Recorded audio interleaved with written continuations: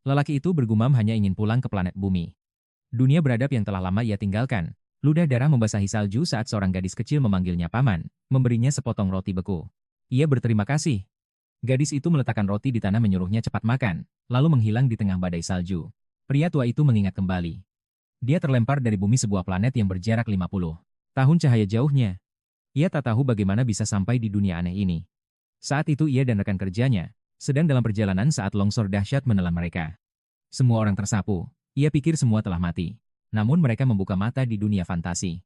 Rubah berekor 3 ular berkepala 2 dan manusia terbang menyambut mereka. Pemandangan ini mengingatkannya pada novel-novel fiksi yang pernah ia baca, tapi tak pernah terlintas di benaknya. Bahwa semua rekannya akan menerima takdir yang lebih baik. Keberuntungan hanya berpihak pada mereka. Para petinggi dari dunia ini datang menjemput teman-temannya yang berbakat. Masing-masing dari mereka dibawa ke penjuru dunia yang berbeda. Hanya dia dan Direktur Kim yang tertinggal. Keduanya masih berharap mungkin ada kekuatan tersembunyi di dalam diri mereka. Namun waktu berlalu dan harapan itu pupus. Tak ada yang spesial pada mereka. Mereka harus bertahan hidup dengan menjadi buruh kasar. Tapi 6 bulan kemudian Direktur Kim tak tahan lagi. Dengan uang tabungannya ia membeli sebuah buku bela diri biasa. Dan hanya dalam 3 bulan ia menguasainya. Ia menjadi master bela diri lalu bekerja untuk negara. Perlahan ia terus belajar ilmu yang lebih tinggi. Hingga menjadi prajurit terkenal di dunia. Sementara protagonis kita tertinggal jauh di belakang. Hingga hari ini, ia bertanya-tanya adakah takdir spesial untuknya. 50 tahun berlalu dalam penantian sia-sia. Kini ia hanyalah pria tua yang sekarat kedinginan. Ia sudah berusaha keras untuk hidup, belajar bahasa menulis dan mencari uang. Bahkan membangun rumahnya sendiri. Ia menjual sabun untuk bertahan hidup. Tapi di dunia yang kejam ini resepnya dicuri orang. Mereka dengan modal besar memproduksi lebih banyak. Di novel membuat sabun bisa jadi kaya. Di sini yang terjadi adalah kebalikannya. Sejak itu hidupnya menjadi sulit. Ditolak oleh dunia, ia kini hanya menunggu ajal. Apa sebenarnya yang diharapkan darinya? Dia sudah berusaha sekuat tenaga.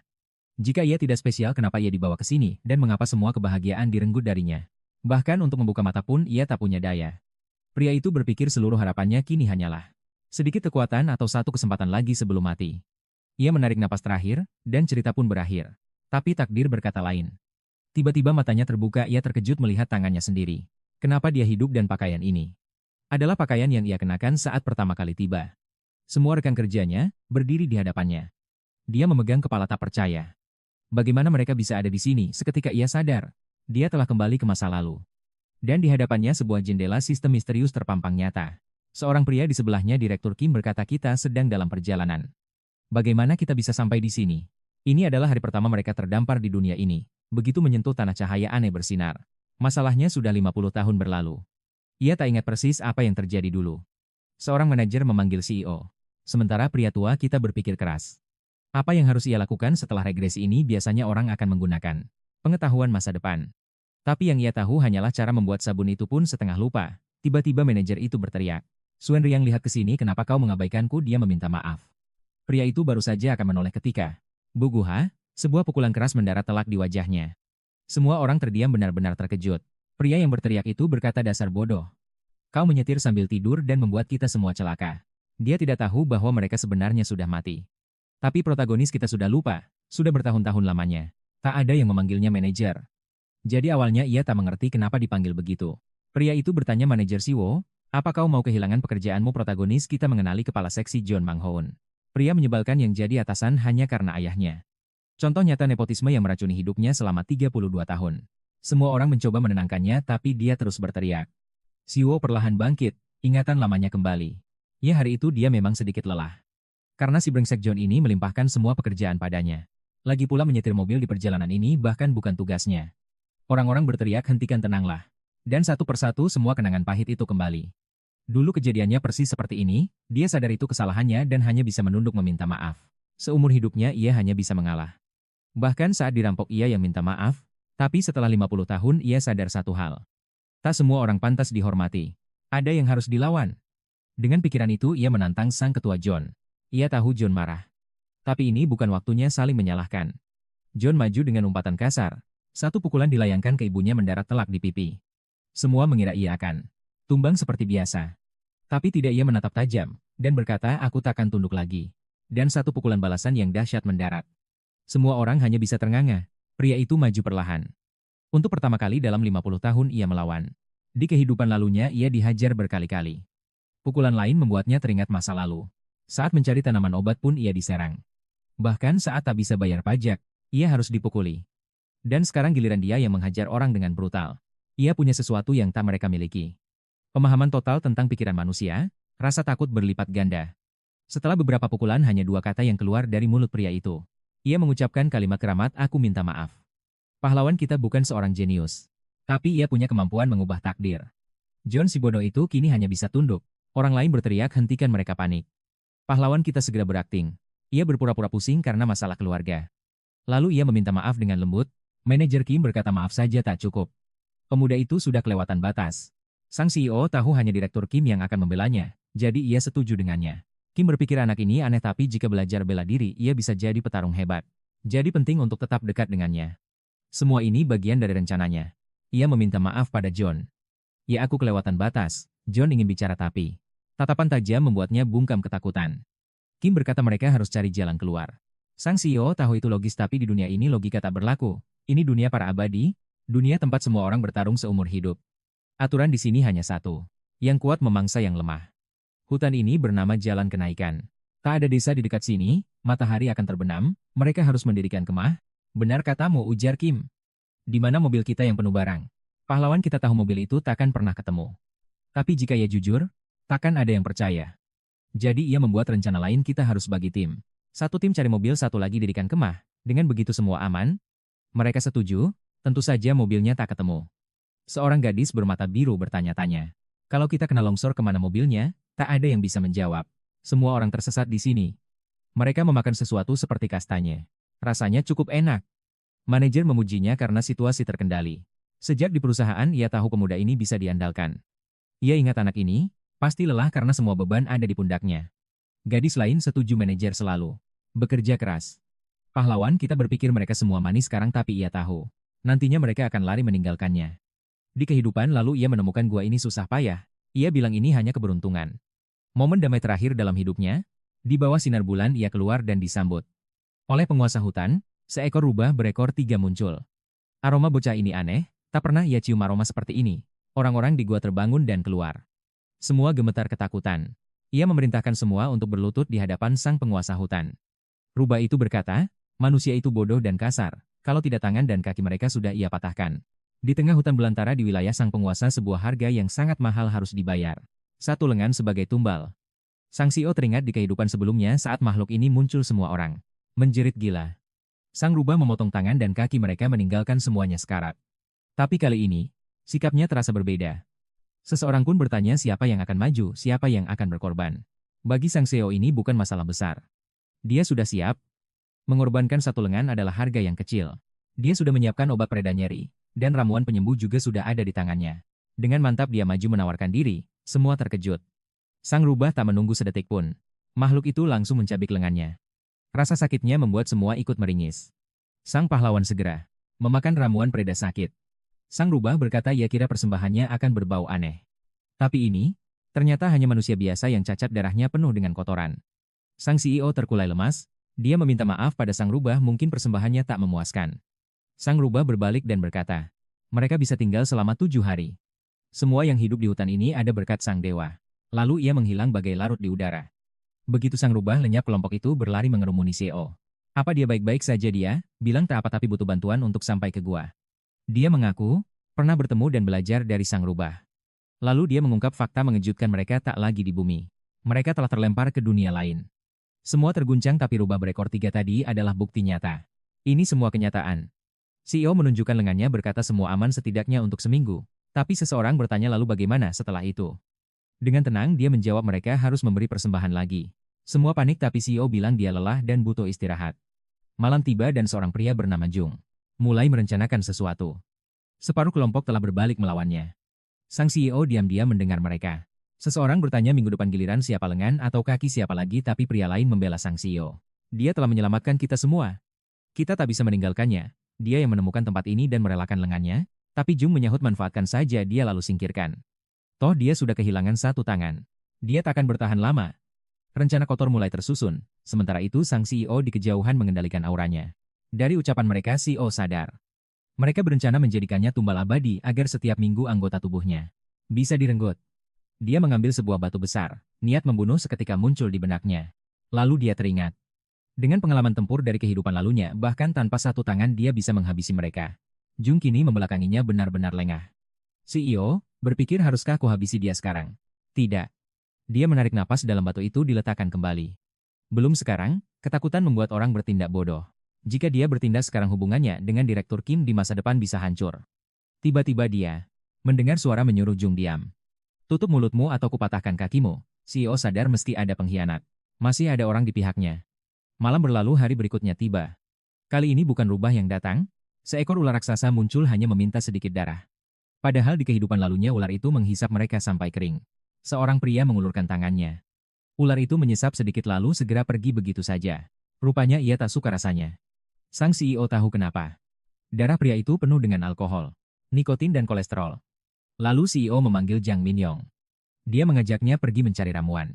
Dia bertanya apa Jung lapar. Jung mengiyakan, CEO berkata akan kutunjukkan mana yang bisa dimakan. CEO sudah berencana. Minggu depan dia yang akan memberi persembahan, jika dia mati nanti, perlu ada orang lain yang tahu cara bertahan hidup. Jung berdiri canggung, rencananya terbaca. Dia tersenyum dan berterima kasih. Tapi di benak CEO dia tahu sang rubah takkan pernah kembali. Dan pria ini takkan pernah bisa memakai informasi itu. Sesaat kemudian CEO terlihat memarahi Jung. Sudah kubilang jangan salah ambil ramuan. Jung terus meminta maaf. CEO membentak, apa kau mau membunuh semua orang? CEO melampiaskan semua kekesalannya dari kehidupan lalu. Jung berkata dia lelah dan ingin istirahat. Lelah karena mencari ramuan, tapi CEO tahu betul dialah orang yang sama. Yang selalu mengganggunya di perusahaan. Dengan dingin dia berkata kembali bekerja, selesaikan sebelum matahari terbenam. Tak lama Jung menemukan ginseng raksasa. Ukurannya biasa saja, tanyanya. Sang CEO tersenyum. Ini bukan keberuntungan, katanya. Ini akar bambu kuning sejati, mungkin dari hutan esensial, energinya melimpah ruah. Biasanya ukurannya tak lebih dari kelingking, penuh dengan kekuatan spiritual. Bagi para kultivator ini tak berguna. Tapi untuk kekuatan fisik ini sempurna. Panennya sangat sukses. Jung bersemangat, berapa banyak lagi yang bisa kudapat? Tiba-tiba sang CEO menatap langit. Dia mengerti. Waktunya telah tiba. Mendadak langit meledak dahsyat perang. Dia langsung tersungkur ke tanah. Semua menjerit ketakutan sambil memegangi kepala. Mereka tak paham. Beberapa sosok terlihat di langit. Mengejutkan, banyak sekali orang berbakat, kata salah satunya. Pria berjubah kuning, menukas Jorko, minggir, mereka semua milikku. Di atas mereka bertarung, di bawah Kim berteriak. Siapa kalian? Apa yang terjadi? Pria berjubah hitam menjawab. Hanya 3 yang punya akar spiritual. Sisanya sampah. Dia mengulurkan tangan menciptakan bola emas. Serangan emas itu melesat lurus ke pertempuran. Seorang kakek terkesiap, bocah itu punya kekuatan guntur emas. Sosok berlipstik hitam berkata, sekarang giliranku. Dia pun memainkan sebuah melodi yang aneh. Seketika gadis mata biru menjerit kesakitan, dia jatuh dan menggeliat hebat. Si lipstik hitam tersenyum puas. Aku menemukan akar abadi yang sempurna, serunya. Seorang pria kekar menepuk bahu Ketua O. Katanya Ketua O punya tubuh rahasia dan akan diangkat jadi murid Raja Ezor. Ketua O membeku ketakutan. Dia syok, tak tahu harus menjawab apa, tekanannya luar biasa. Si lipstik hitam membantah, tidak. Orang ini sempurna untuk lembah hantu, di sana menjadi abadi jauh lebih mudah. Dia bisa menguasai langit. Semua sosok di langit memperebutkan Ketua O. Kim di bawah hanya bisa bingung. Tiba-tiba pria berjubah emas mengeluarkan guci kecil dan menyedot John ke dalamnya. Pria itu berkata, manusia memang penuh keraguan. Maka John akan dipaksa menuju pencerahan. Pria kekar itu lalu melihat bocah kita. Dia mengorbankan tangannya demi seorang teman. Dia benar-benar bocah yang sangat pemberani, katanya. Kau menunjukkan keberanian luar biasa. Cheo berterima kasih padanya. Urusan kami di sini selesai, kata mereka. Ayo pergi. Hutan ini akan aman selama 10 tahun ke depan. Kim mati-matian mencoba menghentikan mereka. Dia berteriak, kami butuh bantuan, kami tak bisa keluar dari sini, tapi mereka sudah telanjur menghilang. Siu teringat kehidupan lalunya. Dulu dia juga berteriak tapi tak ada yang peduli. Kali ini dia memilih diam. Setidaknya hidupnya telah berubah. Tak hanya pulih tapi kali ini tangannya juga telah kembali. Kim tampak kesal. Bagaimana cara kita bertahan di hutan ini? Lalu dia melihat sekumpulan bintang yang bergerak menuju satu arah. Dia bertanya-tanya apa yang terjadi keesokan harinya di dalam gua. Gadis berbaju pink memuntahkan darah. Dia dalam kondisi yang sangat parah. Gadis berbaju hijau panik. Kondisinya tidak baik-baik saja. Apa yang harus kita lakukan? Ciu berkata, tunggu, mungkin ada tabib datang. Kelompok itu merasa aneh. Tiba-tiba terdengar suara langkah kaki di dalam gua. Seorang pria masuk, kalian yang menderita ini. Seperti semut yang mencoba memberi makan naga. Kim bertanya, siapa kau? Pria itu memperkenalkan diri dengan sangat megah, aku adalah Raja Naga Laut Siwil. Mengendalikan cerita adalah sebuah seni, katanya. Dia mengaku datang karena melihat hujan di sini. Gadis mata pink telah mengubah cuaca dengan kekuatannya. Aneh katanya. Padahal dia terlihat biasa saja. Bagaimana bisa punya kekuatan sebesar itu tanpa sadar pula? Cu juga bingung. Tadi orang kuat datang dan menculik teman kami. Will tertawa. Sepertinya temanku sudah menemukan beberapa bakat di sini, dan sekarang kebetulan sekali. Gadis istimewa lainnya muncul di hadapanku. Ini sangat ironis, katanya. Kalian tahu tempat apa ini? Ini adalah jalan kenaikan. Jalan menuju ke dunia atas, gerbang kenaikan akan terbuka beberapa bulan lagi. Gerbang ini terbuka sekali dalam 1000 tahun. Makanya ribuan orang dan makhluk aneh berkumpul di sini. Xiu mengerti. Kim bertanya kenapa mereka menculik partnerku. Will menjawab itu di luar pemahamanmu. Dia menjelaskan di dunia ini orang bisa mengubah ukuran benda secara sihir. Itu adalah hal yang sangat biasa. Penculik temanmu mungkin memakai benda sihir yang menyegel seluruh kelompok mereka di dalamnya. Rencananya adalah membawa semua orang saat melewati gerbang. Benda milikku bahkan menyembunyikan seluruh istana naga laut. Di dalamnya lebih dari 8.800 naga tertidur. Tapi pertanyaannya, naga di sini adalah hewan, atau sebuah sekte? Gadis mata pink itu. Istimewa, kata Will. Kehadirannya akan membuat kita luar biasa. Tapi Kim menentangnya. Tunggu, jangan bawa dia. Tiba-tiba Kim jatuh berlutut kesakitan. Matanya melotot menahan sakit yang tak tertahankan. Will berkata darahku akan mengikatnya. Dia akan jadi bagian dari kita. Ini jalan terbaik. Dia memperingatkan agar tak melawan takdir. Kepala Kim serasa mau meledak. Pahlawan, kita terjebak. Aku masih berbaik hati padamu, ujar Will. Orang biasa sepertimu sudah kubunuh. Suara petir menyambar, dia pun terbang pergi di atas naga. Esoknya semua telah pergi. Hanya tersisa gadis itu tertawa seperti orang gila. Dunia apa ini, naga terbang? Semua lenyap. Apa yang terjadi? Kim coba menenangkannya. Gadis itu menangis. Jangan pergi, aku tak bisa sendirian di hutan ini. Cu merasa iba, tapi waktunya habis. Tiba-tiba gadis itu menjerit kesakitan. Sesuatu akan datang. Dan sesuatu itu tiba. Udara membeku. Seorang kakek tua misterius muncul di luar gua. Gerbang akan terbuka. Kekacauan ini pasti menarik para Myrtles, katanya. Dia pun bertanya. Siapa yang punya kesadaran berat itu? Dia merasakan aura kuat yang turun ke bumi. Tatapannya jatuh pada gadis mata pink. Tunggu, dia teman kami. Siapa kau? Si kakek melirik sekilas lalu menghantam Kim. Kasihan Kim selalu menjadi samsak. Sue sempat membelokkan serangan itu. Kalau tidak, Kim pasti tewas. Tetap saja rusuknya patah. Kakek itu berdiri di depan si gadis. Dia memegang wajahnya. Gadis ini akan kubawa. Fondasi lemah tapi bakatnya luar biasa. Aku bisa membangkitkan kekuatannya. Si gadis menangis. Lebih baik dia melupakan dunia ini. Dia milikku sekarang. Melihat nyawa temannya terancam, gadis itu terpaksa setuju. Baik, aku setuju, ucapnya lirih. Asal jangan bunuh mereka. Si kakek berkata, bagus. Lupakan semua ikatanmu. Gadis itu menjawab, baiklah, aku tak masalah. Kakek itu membiarkan mereka pergi. Tapi tiba-tiba dia mengarahkan serangan. Jika mereka hidup, gadis itu akan selalu terikat. Lalu, dia membuka portal melempar mereka ke kota terdekat. Itu adalah sebuah kebaikan karena dia tak mau repot-repot membunuh mereka berdua. Dari dalam portal terdengar suara si gadis memanggil mereka. Lalu semua menjadi senyap. Mereka berdua terbangun di tempat asing di tengah keramaian penjual pakaian dan makanan. Nama tempat ini, Yangok. Dia membuka mata di tengah jalanan yang sibuk. Di mana ini? Di kehidupan lamanya dia tak pernah kemari. Dia tak tahu apa-apa, si kakek benar-benar melempar mereka ke tempat acak. Tapi ada rasa yang anehnya familiar. Melindungi mata dari surya. Dia sadar ini adalah ibu kota Varnosuki yang terkenal. Sampai di sini sudah jelas. Pahlawan kita benar-benar tak berdaya. Satu-satunya kemampuannya adalah memutar waktu. Seorang regresor di antara orang-orang berbakat. Mereka pun duduk di pinggir jalan kebingungan. Kepalaku rasanya mau pecah, kata si kakek. C menjawab sama. Kuharap ini hanya mimpi buruk. Kakek itu menggaruk kepala. Kita benar-benar terjebak. Hanya kita berdua. Setidaknya, kita tidak jatuh ke tangan monster. Tapi C tak setuju. Dia berpikir ya. Dia memang kembali ke masa lalu. Tapi di jalur ini dia hanya jadi pengumpul herbal yang lemah. Apapun masa depannya, kita tak bisa diam di sini. Kita harus bergerak, kota ini sangat besar. Tapi Kim tak mengerti ucapan orang-orang. Mereka melihat kita. Mungkin karena pakaian kita aneh. Mereka menertawakan pakaian konyol kita, kata Su. Semua bicara bahasa Cina, kita kan orang Korea. Karena itu mereka bingung. Su bilang dia belajar bahasa Cina sejak kecil. Sang kakek khawatir. Dia tahu lebih dari 2 bahasa. Lalu terungkap, si bajingan itu berbohong. Bahasa ini bukan bahasa Cina. Simbolnya mirip tapi bunyinya sangat berbeda. Dulu dia belajar bahasa ini selama 2 bulan sebagai pengemis. Tapi sekarang tak perlu khawatir. Kita butuh baju baru, katanya. Masalahnya mereka tak punya uang sepeser pun.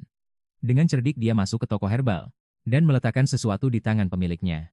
Mata si kakek terbelalak. Ini, akar bambu kuning berumur 800 tahun. Harganya takkan murah tapi tanpa ragu batangan perak langsung diletakkan. Jumlahnya fantastis bahkan si C terperangah. Di kehidupan lalu uang sebanyak ini hanyalah mimpi. Dia mengira orang ini akan menawar sedikit. Dia pikir kesepakatan ini akan setimpal tapi lawannya ternyata sangat miskin. Tanpa pikir panjang dia menyetujuinya. Kesepakatan diterima. Tak lama keduanya berdiri di dalam rumah besar yang sepertinya baru saja disewa. Dia memberitahu Tuan Kim bahwa dia ingin merekrutnya. Sebagai guru untuk semua bahasa di dunia, semuanya tampak mudah. Uang menyelesaikan segalanya. Tapi masalahnya rumah ini dibeli dengan identitas palsu, dan uangnya nyaris ludes untuk pakaian. Habis sudah.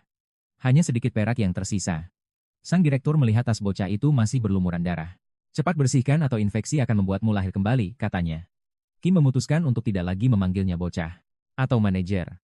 Mulai sekarang namanya adalah Su Union. Setelah itu dia menjelaskan semua uang ini berasal dari tanaman obat itu. Tapi masalahnya tanaman obat itu suatu saat akan habis, pendapatan mereka akan terhenti.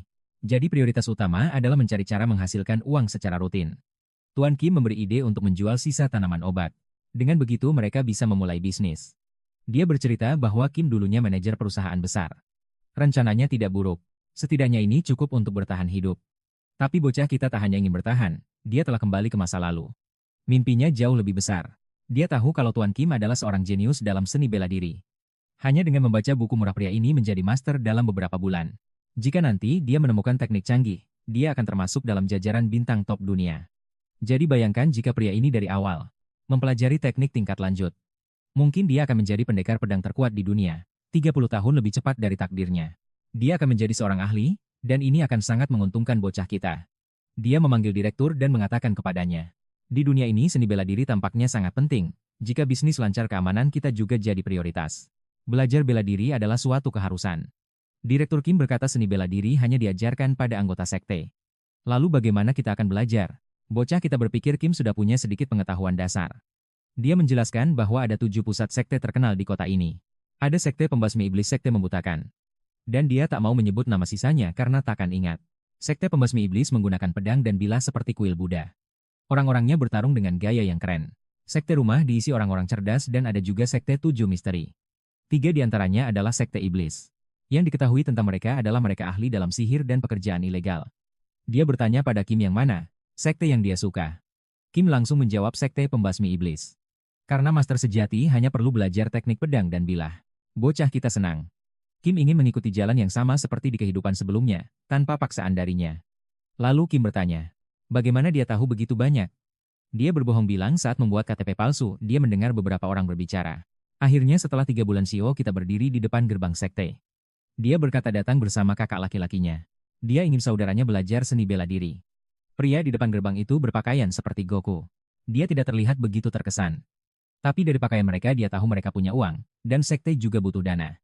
Dia berkata dengan sopan bahwa di usia segini belajar seni bela diri akan sangat mustahil.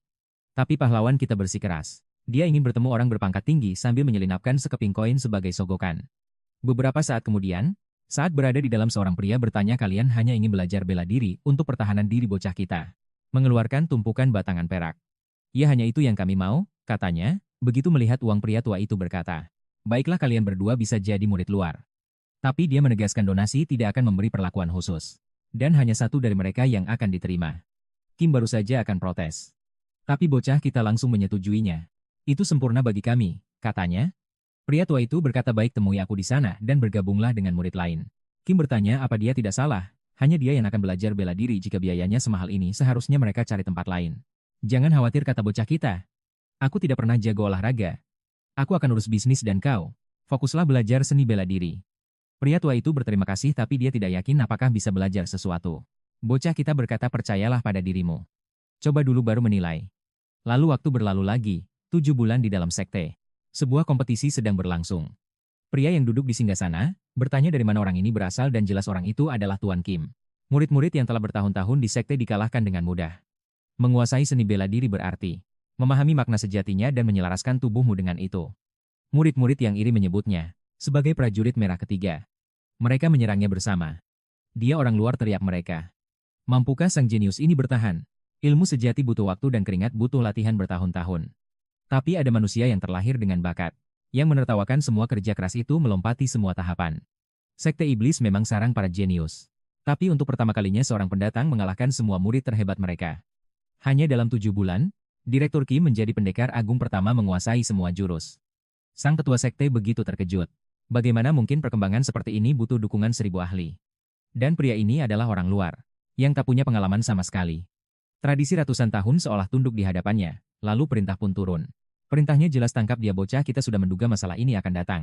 7 bulan bagi orang luar, untuk mendominasi telah mengguncang seluruh sistem. Karena itu tuduhan mata-mata pun dilayangkan kepadanya. Meski dijebloskan ke penjara, Kim terus berlatih. CEO kita tak mengerti mengapa dia dikurung, dia awam soal ini. Bocah kita bertanya apa sang direktur tidak khawatir dicap sebagai mata-mata biasanya dalam kasus seperti ini. Ilmu bela dirinya akan dimusnahkan atau tangan dan kakinya akan dipotong. Sang direktur tahu semua risikonya, tapi terus berlatih adalah satu-satunya jalan untuk menerobos batas itu. Jika berhasil dia akan mencapai tahap selanjutnya. Semua orang tahu level Kim sudah luar biasa. Menjadi pendekar kelas 1 adalah pencapaian besar, tapi hanya bintang terbesar sekte yang bisa melampauinya. Level kekuatan yang hanya dimiliki 1.000 orang di dunia. Dan di atasnya hanya ada level puncak di mana seseorang menjadi tak tersentuh. Dia yakin Kim akan sampai di sana, 30 atau bahkan 40 tahun lebih cepat. 7 hari berlalu dan di sekitar Kim energi mekar seperti bunga cahaya. Itulah energi lautan lembut yang mekar, tanda bahwa sang pendekar sudah sangat dekat dengan level puncak. Tanda yang hanya muncul pada para master di ambang pintu puncak. Kim bangkit mengumumkan dia telah menembus batas. Kini pemimpin sekte bukan lagi ancaman. Bocah kita memujinya, bakatnya benar-benar di luar dugaan. Bahkan sang ketua terkejut, dia tak tahu Kim punya potensi sebesar ini.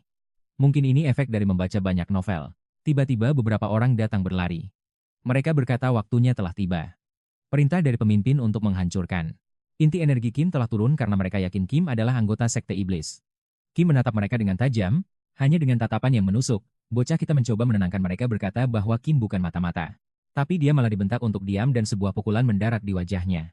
Dituduh bicara dengan bahasa sandi, tiba-tiba pedang Kim terhunus. Dalam satu tebasan kilat yang presisi, tangan pria itu terpotong. Tebasan yang begitu bersih hingga hanya senjatanya yang jatuh ke tanah. Kim mengingatkan bahwa ini adalah sekte pertamanya, yang juga ia hormati. Lalu pria lain melompat ke arah Kim. Tapi dalam sekejap semua penyerang merasakan satu sentilan kecil di tangan mereka dan semua pedang mereka terjatuh. Kini mereka lari ketakutan. Mereka sadar pria ini sudah mencapai level puncak. Kim berkata pada bocah kita dia akan pergi ke sekte naga. Dia bertanya apa yang akan kau lakukan. Dengan gaya konyol bocah, kita menjawab dia juga akan ikut ke sekte naga. Sang tetua berjanji akan menemuinya di sana. Beberapa waktu kemudian di puncak gunung pedang Kim sudah merah oleh darah. Kenapa lama sekali, tanyanya lalu tertawa. Ternyata kau lebih cepat dariku. Bocah kita melihat kondisi Kim. Dan dia sadar Kim bukanlah orang kejam. Tapi dunia inilah yang memaksanya untuk berubah. Dia rindu bisa kembali ke bumi menjalani hidup yang damai. Jika ada pilihan dia ingin segera kembali. Dia muak dengan kekerasan di dunia ini. Tapi sekarang demi bertahan hidup dia akan melakukan apapun. Setelah pengkhianatan itu Kim dan bocah kita menyerbu sekte naga dan mengambil alih semuanya. 2 tahun kemudian di wilayah Wanga mereka menaklukkan banyak sekte dan menebar nama mereka. Di tahun ketiga semua utusan sekte di wilayah itu telah mereka habisi. Tak lama orang-orang mulai menjulukinya pendekar terkuat di bawah langit. Dia menggunakan nama itu untuk membangun aliansi yang besar. 7 tahun berlalu keduanya menjadi dekat seperti saudara meski usia mereka terpaut jauh. Bersama mereka menciptakan jurus bela diri khusus yang dirancang hanya untuk bocah kita. Kim memberinya sebuah buku, dan berkata nama jurus ini adalah pemotong gunung. Ini dibuat khusus untukmu. Kau pasti bisa mencapai puncak. Su Jing sangat terkesan jurus ini jauh lebih hebat dari yang lain. Tapi masalahnya tetap sama. Bocah itu sama sekali tak punya bakat. Apa jadinya jika pendekar terhebat di dunia mempertaruhkan segalanya dalam satu serangan dahsyat? Namun hasilnya hanya goresan kecil di ujung jari lawannya. Dan yang lebih gila lawannya hanyalah kultivator level paling dasar. Pria ini adalah Kim, seorang legenda hidup. Dia bahkan berhasil menipu kematian. Mengubah tubuh tuanya menjadi pemuda di puncak kekuatan. Sebuah keajaiban yang dikenal sebagai rekonstruksi kerangka. Dia merasa bisa menaklukkan seluruh dunia. Tapi dia salah besar. Kim menemukan kebenaran yang mengerikan. Dunia ini diam-diam dikendalikan oleh para praktisi sejati. Makhluk-makhluk yang kekuatannya setara bencana alam. Dan aliansi persilatan yang dia pimpin hanyalah mainan di mata mereka. Seluruh hidupnya semua latihannya ternyata tak lebih dari seekor katak dalam tempurung. Setelah pertarungan terakhir yang memilukan, di mana tangannya yang terpotong tumbuh kembali oleh jimat, Kim akhirnya menyadari batas kemampuannya. Dia datang untuk mengucapkan selamat tinggal terakhir. Namun sang lawan justru memberinya sebuah penawaran gila. Aku bisa menerimamu di sekteku, katanya. Buang jalan pedangmu, tinggalkan tubuh fanamu, dan mulailah jalan keabadian. Sebuah tawaran untuk menjadi monster seperti mereka. Untuk mendapatkan kekuatan yang tak terbayangkan. Dia harus meninggalkan semua yang pernah dia perjuangkan. Meninggalkan jati dirinya sebagai seorang seniman bela diri. Ini adalah sebuah pilihan yang mustahil. Terus menjadi manusia terkuat di dunia yang fana. Atau membuang kemanusiaannya demi kekuatan setingkat dewa. Pertanyaannya adalah, jika kau berada di posisinya, jalan mana yang akan kau pilih? Kekuatan abadi dengan harga jiwa. Atau kehormatan seorang pendekar hingga akhir hayat? Jawabannya mungkin akan mengubah segalanya. Karena ini bukanlah akhir dari ceritanya. Melainkan sebuah awal yang mengerikan. Kim menyadari batas kemampuannya telah tercapai. Hari ini dia datang untuk pamit. Melihat tekadnya lawannya berkata, aku bisa menerimamu di sekteku. Kau takkan lagi jadi seniman bela diri tapi memulai jalan keabadian. Akar spiritual yang terlahir kembali bakatnya kini setara dengan seorang kultivator jenius. Kerja kerasnya seumur hidup kini jadi titik awalnya. Sebuah tebasan merobek dimensi angkasa. Dia berkata aku pergi. Pria gila itu benar-benar dari dunia lain. Sebelum lenyap dia memberikan satu hadiah terakhir. Sebuah kenang-kenangan, sebelum karakter kita sempat bereaksi. Sebuah gulungan mendarat di tangannya lalu sosok itu menghilang. Gulungan itu bertuliskan cara melampaui seni bela diri. Su Jing bertanya-tanya kemana temannya pergi. Tiba-tiba waktu di sekitarnya kembali berjalan. Sambil terbatuk dia bergumam dunia ini sungguh kejam. Sudah 50 tahun dia di dunia ini tapi tetap saja. Dia akan mati konyol karena flu biasa. Persis seperti di kehidupan lalunya. Takdir memang tidak pernah berubah. Hari kematiannya selalu sama. Dia merasa hidupnya sudah penuh, tak ada lagi penyesalan. Dia berlatih dan membaca sekuat tenaga. Tidak menikah tidak membuang waktu. Dedikasinya menjadikannya yang terkuat di wilayah itu.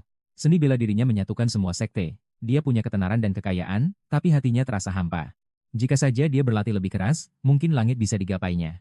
Tapi tubuhnya sudah mencapai batas, dia merasa tak berdaya. Inilah akhir regresi keduanya. Dan awal dari siklus yang baru. Di babak sebelumnya dia tewas dalam regresi kedua. Tak disangka dia kembali ke hutan yang sama. Tempat di mana semuanya bermula, kali ini tubuhnya penuh dengan energi. Artinya regresi ini tak terbatas. Tiba-tiba seorang preman datang, dan hendak menyerangnya lagi. Dia melayangkan tamparan sambil memakinya. Tapi kali ini Su Jing menghindar dengan mudah. Pria itu tak menyerah. Siap menampar lagi. Su Jing hanya berpikir kenapa aku regresi lagi tubuh baru energi baru. Sepertinya ini hal yang bagus. Tapi bagaimana nasib kerja kerasnya selama 50 tahun Mayan Hun berteriak kau membuat semua orang mati. Dan sekarang kau malah melamun. Su Jing menatapnya dalam diam. Dia ragu apakah regresi ini sebuah anugerah atau bukan. Dia merasa kekuatan ini seperti kutukan. Sebuah kekuatan yang merenggut arti dari kehidupan itu sendiri. Tapi bagaimana jika siklus ini tak pernah berakhir dia? Sadar ini adalah roda takdir yang akan terus menyiksanya. Terjebak dalam penderitaan tanpa akhir. Hal terburuknya orang-orang dari masa lalunya kini sudah tiada. Orang di depannya memang terlihat sama tapi jiwa mereka berbeda. Yong Hun saudaranya sudah tak ada lagi di dunia ini. Yong Hun yang asli telah ditempa oleh penderitaan menjadi pribadi yang berbeda. Dia menyuruh Jin untuk tenang, marah tidak akan menyelesaikan apapun. Tapi Jin terus memakinya. Lalu Su Jing mengungkap seharusnya Mayan Han yang menyetir. Tapi aku terpaksa menggantikannya. Dia melimpahkan semua pekerjaan padaku aku bahkan kurang tidur. Dia lalu berkata siapa yang bisa menghindar di jalan sempit itu, berhentilah menyalahkan dan pikirkan solusinya. Mereka semua kelelahan dan tak bisa berkata-kata. Karakter utama kita lalu memanggil sang direktur. Aku akan cari tempat berlindung sebelum gelap. Kalian semua cari kendaraan atau jalan keluar dari hutan ini. Saat malam tiba aku akan menyalakan api unggun. Kalian ikuti saja cahayanya. Malam pun tiba dan Su Jing berpikir. Apa pantas menjalin hubungan dengan mereka lagi? Pada akhirnya dia tahu dia akan selalu sendirian. Api unggun menyala di dalam gua. Semua orang tertidur di lantai. Su Jing kini benar-benar takut akan regresi abadinya. Baginya hidup ini akan bermakna jika kekuatan ini lenyap darinya. Mungkin kekuatan ini akan hilang jika dia kembali ke bumi. Tapi kemudian, dia sadar regresinya selalu terjadi di saat yang sama. Tepat sebelum jalan kenaikan dimulai. Itu artinya, bagaimana cara dia kembali? Dia teringat pria tua bermonokel. Dia berkata saat jalan kenaikan terbuka. Ruang di sekitarnya menjadi tidak stabil. Mungkin karena itulah mereka sebagai manusia biasa terjebak di sini. Su Jing berpikir gerbang itu adalah alasan mereka terlempar ke dunia ini. Mungkin gerbang itu jugalah jalan pulangnya. Satu-satunya masalah dia harus menjadi luar biasa kuat. Cukup kuat untuk menggunakan gerbang itu, sekuat Yong Hun, di kehidupan sebelumnya. Jika dia bisa hidup lebih lama dan mencari tahu lebih banyak mungkin masih ada jalan keluar. Kini tujuannya menjadi jelas. Dia harus menjadi kuat untuk membuka jalan itu. Pagi berikutnya dia terbangun. Dia langsung melatih dasar-dasarnya. Kini setelah dia bisa mengendalikan energinya dia bisa menyimpan energi di intinya. Hal yang mustahil di kehidupan pertamanya. Dia mulai melatih teknik Dragon Vein atau Vena Naga. Teknik yang diberikan oleh Yong Hun. Dengan ini dia mulai membuka sumbatan energi di tubuhnya. Tapi ada satu masalah. Tubuhnya masih lemah karena gaya hidupnya yang lama dan penuh tekanan. Setelah beberapa saat dia terlihat meraut dahan pohon. Dia sedang membuat sebuah tombak. Kemudian dia mulai berlatih mengayunkannya. Dia sadar gerakannya menjadi sangat kaku.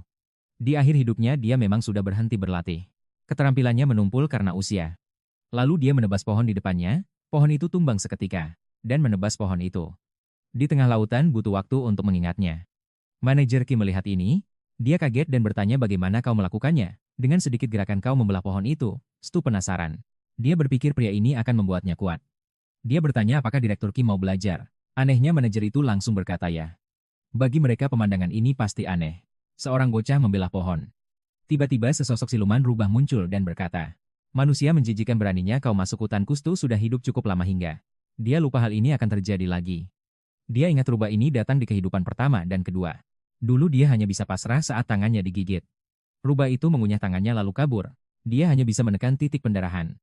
Saat itu dia benar-benar tak berdaya. Orang-orang bertanya kemana dia pergi. Tapi sang protagonis berjalan tenang ke arah rubah itu. Tanpa rasa takut sedikit pun, dia tahu bahkan di kehidupan ketiga dia masih lemah. Dia pernah bersumpah, akan mencapai level 5 konvergensi energi. Tapi kenyataannya setelah 100 tahun berlatih, dia hanya mencapai level pertama. Bakatnya benar-benar payah, dia merobek bajunya. Dan berkata tak peduli selemah apapun dia atau bahkan jika butuh 1000 tahun keberaniannya, tak akan hilang. Si rubah menjilat bibirnya. Manusia ini menarik, katanya. Dia tahu cara berkorban. Baiklah aku terima tawaranmu kata si rubah. Stu berpikir dia akan memberikan tangannya setiap hari sampai dia menjadi kuat. Seperti biasa rubah itu mematahkan tangannya. Dia pergi ke hutan tanpa memedulikan timnya dan terus berlatih. Dia hanya berhenti sejenak, saat makhluk lain datang menjemput temannya. Begitu mereka pergi dia kembali berlatih tanpa makan. Atau istirahat. Pada hari keempat dia berhenti dan bertanya pada naga laut. Aku ingin bertanya, makhluk bertanduk itu heran. Stu berkata gadis yang kau bawa itu jalur spiritualnya. Tertutup. Artinya dia hanya manusia biasa yang bisa hidup 100 tahun. Kenapa kau membawanya makhluk itu berkata kau tahu banyak untuk seorang manusia. Tapi jangan khawatir, saat darahku mengalir padanya, dunia akan menerima akar spiritualnya. Mendengar ini Stu bertanya dengan penuh semangat. Bisakah aku mendapat kesempatan itu? Makhluk itu tersenyum dan berkata. Dengarkan baik-baik, tiba-tiba Stu merasakan sakit luar biasa di dadanya. Ini penting agar kau tetap hidup kata si makhluk. Jangan pernah lupakan statusmu dan meminta apapun dari orang sepertiku. Kau beruntung akulah yang paling baik hati. Jika ada orang lain selevelku nyawamu pasti sudah melayang. Setelah berkata begitu dia menghilang di antara kilat. Dia terbang di langit menunggangi naga, meninggalkan Kim yang kebingungan. Dia hanya berkata akan menjemput teman lain besok. Protagonis bertanya lagi Kim tidak punya akar spiritual. Jadi bagaimana dia bisa menjadi murid orang tua itu? Orang tua itu menunjukkan sebuah pil benda ini bisa memberikan spiritual. Pada siapapun. Bahkan orang biasa bisa menjadi kuat jika meminumnya. Ini sangat penting bagi Stu. Karena sekarang dia tahu ada cara lain selain berlatih untuk menjadi kuat. Orang tua itu berkata, seorang manusia juga bisa menciptakan jalur 5 elemen dari seni bela diri. Tapi jalan ini sangat panjang dan hasilnya biasa saja. Hasil dari pil ini jauh lebih baik dan cepat. Dia membuka portal dan berkata, cukup sampai di sini. Aku tak punya urusan lagi dengan kalian. Pergilah. Teman-temannya dan protagonis membuka mata. Dia berdiri di puncak pohon yang sangat tinggi.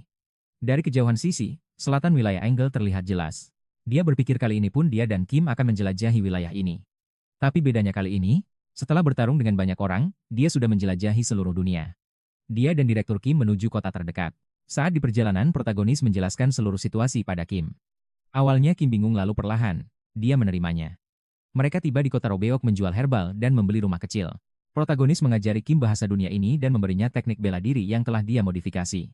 Semangat Kim hancur saat berlatih. Tampaknya Kim hanya butuh 3 bulan untuk mencapai level 3 bunga. Padahal protagonis butuh 2 kehidupan penuh latihan hanya untuk melewati level pertama. Kim berkata dengan gembira, mungkin sekarang aku bisa mengalahkan CEO, tapi protagonis tersenyum berpikir bahwa ini bukanlah Yano yang sama dari kehidupan lalunya. Baginya Kim sudah seperti adik. Sang protagonis merasa kini ia jauh lebih kuat. Kim terlihat lebih dewasa dan ahli. Bahkan mungkin setara kakek buyut. Sang protagonis memberikan buku pada Kim, dia bilang jalan mereka kini berbeda. Kim pun terkejut. Kim bertanya apa salahku, protagonis pun mengungkap alasan sebenarnya. Dia mulai bercerita. Dia bilang pada kehidupan pertama, ia menjadi pemimpin aliansi Yuo Martial. Tapi gagal karena nasib buruk, regresi kedua pun berakhir sama. Bahkan lebih buruk. Banyak jurus baru ia ciptakan tapi hasilnya nihil. Dia tak pernah meninggalkan ilmu bela diri, tapi musuh tak terkalahkan. Maka Yano kembali, mendalami kultivasi. Protagonis tak ingin Kim bernasib sama. Dia berkata aku tak mau melihatmu menghilang. Aku tak mau melihatmu menderita lagi. Oleh karena itu aku akan berkelana sendiri mengasah kemampuanku. Ia menjelaskan pada Kim ilmu bela dirimu sudah cukup. Kau bisa jadi kuat seorang diri, Kim berkata dia. Ingin menjadi pria terkuat di negerinya. Sang protagonis berjanji, setiap 2 tahun di hari ini di rumah ini kita akan bertemu. Akhirnya Kim yakin untuk pergi.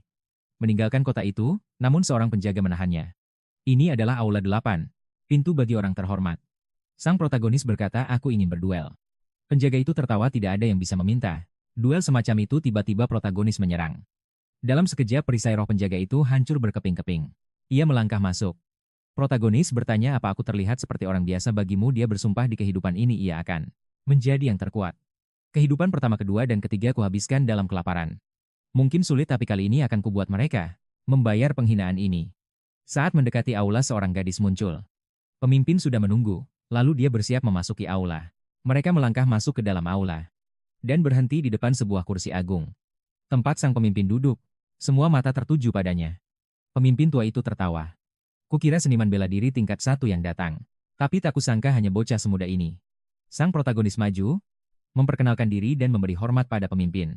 Pemimpin bergumam, anak ini punya kekuatan mengerikan. Xiao berkata, aku hanya ingin Anda memberi bocah tak berpengalaman ini sedikit petuah. Orang tua itu mengeluarkan pisau tajam. Seorang pemuda dari samping bersiap maju. Namun sang pemimpin menahannya. Dia mengayunkan pisaunya cepat. Berbalik dan berkata, mari kita mulai, ini hanya latihan saja. Aku akan mulai duluan. Pisau itu bersinar dengan aura, meluncur lurus ke arah mata sang protagonis. Secepat kilat protagonis bergerak. Dia menebas ke atas, serangan itu tertangkis, para biksu Shaolin terperangah. Dan bertanya, dia menangkis serangan pemimpin. Sang pemimpin berbalik dan berhenti. Bocah itu telah mencapai tingkat master pedang. Protagonis membalas, Anda juga berada di level itu. Aku belajar banyak hanya dari satu gerakan tadi. Pemimpin tersenyum. Meski begitu mudah kau setara denganku, kau benar-benar seorang jenius. Sang protagonis tersenyum tipis mendengar kata jenius. Pujian itu terasa aneh baginya. Semua orang menatapnya tak percaya. Kemampuan yang butuh puluhan tahun untuk dikuasai. Dicapai pemuda di bawah 30 tahun ini. Protagonis berterima kasih pada pemimpin. Namun dalam hati ia berpikir, aku bukan jenius.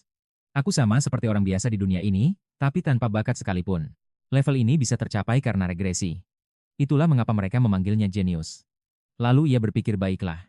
Jika orang-orang ingin aku menjadi jenius, maka aku akan bertindak demikian. Dia berkata pada pemimpin, mulai sekarang aku akan memakai energi pedang. Pemimpin menjawab, baiklah kalau begitu aku juga akan serius. Seketika sang protagonis mengeluarkan jurus pertama, teknik penghancur gunung. Dia melompat ke sisi pemimpin. Menghindarinya dengan mudah, lalu jurus kedua dan ketiga, teknik memanjat angin. Ia lancarkan. Sang pemimpin mengaktifkan energi di pisaunya, lalu melancarkan serangan beruntun yang sangat cepat. Namun sang protagonis menahan semuanya. Penonton bergumam, siapa bocah ini di usia 30 tahun, skillnya mengerikan. Tiba-tiba protagonis mengambil posisi menyamping. Mengaktifkan jurus ketujuh, teknik kedalaman gunung. Sepertinya, tebasannya akan menyentuh wajah pemimpin. Para biksu Shaolin makin terkejut. Mungkinkah sang pemimpin terdesak oleh seorang bocah? Xiao kini melancarkan jurus ke-12. Membuat sang pemimpin terpaksa mundur, penonton berkata. Bukan hanya kecepatan pedangnya. Kekuatannya juga gila, satu serangan menghantam keras pisau pemimpin. Tangan pemimpin bergetar. Untuk pertama kalinya ia merasakan takut. Saat itu Xiao berpikir waktunya mengakhiri ini, dia melompat ke udara. Mengaktifkan teknik 7 cahaya. Tiba-tiba langit dipenuhi tebasan berkilau, dan pisau sang pemimpin hancur berkeping-keping. Sang pemimpin benar-benar terkejut. Para biksu Shaolin hanya bisa ternganga. Pemimpin pun jatuh berlutut, dan berkata, kau menang. Xiao membungkuk sedikit berterima kasih atas kesempatannya, lalu ia berbalik dan pergi. Semua orang hanya bisa berdiri menatap kaget. Dia melewati sekte itu, orang-orang berbisik pelan. Setidaknya dia tidak diserang dari belakang. Karena ini adalah sekte ortodoks yang taat aturan. Tapi bagaimana jika lawan berikutnya tak mengenal aturan dan kehormatan model? Ceu melaku menyang dalam sesat. Manggoni panggonane para buronan. Tujuannya siji lunga menyang endi wae. Nggayu puncak marshal. Sakan dhuwur gunung deweke kelingan wilayah Suking. Kutha-kutha wis diliwati. Kalah ing sekte emulan hanyang. Nangi menang ing sekte gagulan yango. Saiki ana ing sekte hojung. Sabetan lanhep nyamber kapten jubah ungu. Kapten kaget banjur semaput ing lemah. Pemimpin tua mesem licik. Kowe kui murid kelas siji sing nantang kabeh uwong. Ceu mangsuli aku sinau ake sakatarung. Kelompok lan teka, ketua ngomong saiki wayahe. Kowe kudu ngadepi 10 tetua. Ceu ngerti iki cara licik sekte sesat membalas dendam. Kukira tarungnya wis rampung. Aku durung tau krungu anak uwong diadu karo 10 wong. Ketua mesem. Aneh yen kowe durung tau krungu. Ceu ngancam yen sekte liya ngerti tumindakmu. Jenengmu bakal ajur. Ketua mesem. Ing duel sing apes aku kena sitik. Tatu. Banjur tatune dadi parahlan aku mati. Sekte wis ngerawat nanging takdire ora slamet. Wong mati ora bisa bantah. Siu ndelok dheweke wis dikepung saka kabeh arah. Wong-wong iki luwih edan saka sing dikira. Ketua ngomong matimu bakal jaga jeneng kita. Nanging CU malah mesem. Iki sebabe aku teka. Deweke ngomong ayo serangan duel ora guna iki. Tak tampa. Kabeh nyerang. Siu mikir iki wektune ngerasa kake pertarungan tenanan. Wektun teka. Weng Ingbar. Wong ngompadha ngombelang rasani pendekar kui. Sing nantang sekte Hojung. Kabeh mesakake, bocah bakat mati ujare Wong Mohawk. Deweke edan nantang para penjahat. Wong rambut putih mesem. Donya pancen ora bisa ditebak. Wong liang ngadek. Urip ora mesti kaya sing dikarpake. Bocah kui mung nyepetake patin. Amarga kepercayaan diri sing kebablasen. Sekte kui mung gerombolan begal. Saiki maite mesti wis dikubur. Nanging ana wong mlebu, pelayan nyedha kanggo nyambut. Klambine teles, keringat lan suwek-suwek. Deweke mung ngomong tulung semangkuk mie instan, pelayan kaget lan nyani. Ceu manhek. Wong telu mau ndelok deweke kaget setengah mati. Ora ana sing bisa ngomong, wong-wong kui tenan arep mateni deweke. Ora mung 10 wong penhange uga ana racune. Untungnya deweke ngerti ilmu medis. Tanpa pil penyembuh deweke mesti mati. Sawi semateni 10 tetua ketua menggok. Mateni deweke saiki kabeh maju. Kabeh aliansi nyerang nganggo formasi perang. Deweke kudu tarung kaya kewan buas. Nanging saiki deweke urip lungguh ingbar. Sadurunge deweke nembus dadhane ketua. Deweke mengutus tendone. Urip nanging cacat selawase, ora bakal bisa bales dendam. Awake isi gemetar. Deweke kakehan ngombe stimulan. Ora bisa tenang. Mbok menawa ora bisa turu pirang-pirang dina. Wektu sing pas nantang sekte lurus. Deweke rampung mangan jupuk pedhang lan lunga. Legenda anyar diwiwiti. Mangan dibanjur langsung nerusake laku. Kedadian edan iking guncang, jagat persilatan. Gosip aneh nyebar ing kuta. Wong-wong menehi julukan anyar pendekar tanpa wates. Semangat suyohan bocah sing terus tarung. Wong-wong setuju jeneng kui cocok kanggo heweke. Karakter utama ngerti deweke ora duwe bakat. Impene mung gayuh puncak martial. Mula heweke kudungan happy tarung urip lan mati saben dina. Wong biasa kudu nembus tembok bakat. Iku mutuhake kegilaan, sing ora duwe bakat kudu dadi edan, mung kanthi cara kui, wong bisa entuk kekuatan jenius. Deweke terus ngumbaran nantang wong saben dina. Ora peduli sekte lurus utawa sesat. 5 tahun kliwat. Ana ledakan gedhe ing pelataran. Tokoh utama melumpat. Teknik penghancur gunung diaktifake. Alirane alus nanging, ngerusak banget. Teknik iki katon kaya saka langit, jantunge deg-degan, ana wawahan ing pedhange. Mung pendekar puncak sing bisa nggunakake. Pikirane kosong. Nanging yen gagal impene bakal kandas, dumadakan ana wong teka sakemburi karo pedhang. Sebuah serangan dilancarkan Sue membalas namun energi pedangnya lenyap seketika. Hantaman Ki membuatnya terhempas. Dia menabrak dinding dan jatuh. Energi pedangnya hancur hanya dalam satu serangan. Asap menghilang sesosok pria muncul. Aku berharap lebih darimu, ucapnya. Pria itu direktur Ki manusia terkuat di muka bumi. Sang protagonis sadar bakat pria ini sungguh gila. Ki memuji peningkatannya. Dia menjadi sangat kuat. Sue sadar tulang pria ini telah dibentuk ulang selama 5 tahun. Dia menatap tangannya apa yang kulakukan selama ini, dia masih seniman bela diri tingkat pertama. Apalagi kalau bukan batas bakat yang kejam. Tak lama Direktur Kim berkata, sejak mencapai konversi 5 energi dia sadar telah menjadi orang yang kuat. Tak ada yang bisa menahan serangannya. Dia menawarkan Sue sebuah kursi di organisasinya. Sue menolak. Dia suka hidupnya yang sekarang. Dia ingat pria ini terlahir jadi master aliansi. Meski jabatan wakil ketua menanti semua pekerjaan nyata harus dilakukannya sendiri. Strategi dan kerja keras itu sudah cukup di kehidupan lalunya. Tiap detik sangat berharga. Dia ingin fokus berlatih demi puncak bela diri. Dengan berat hati Sue menolak tawaran itu. Kim memaksa, kalau begitu terimalah latihan pribadi. Sue menolak lagi. Dia telah belajar semua yang dia bisa dari pria ini di 2 kehidupannya.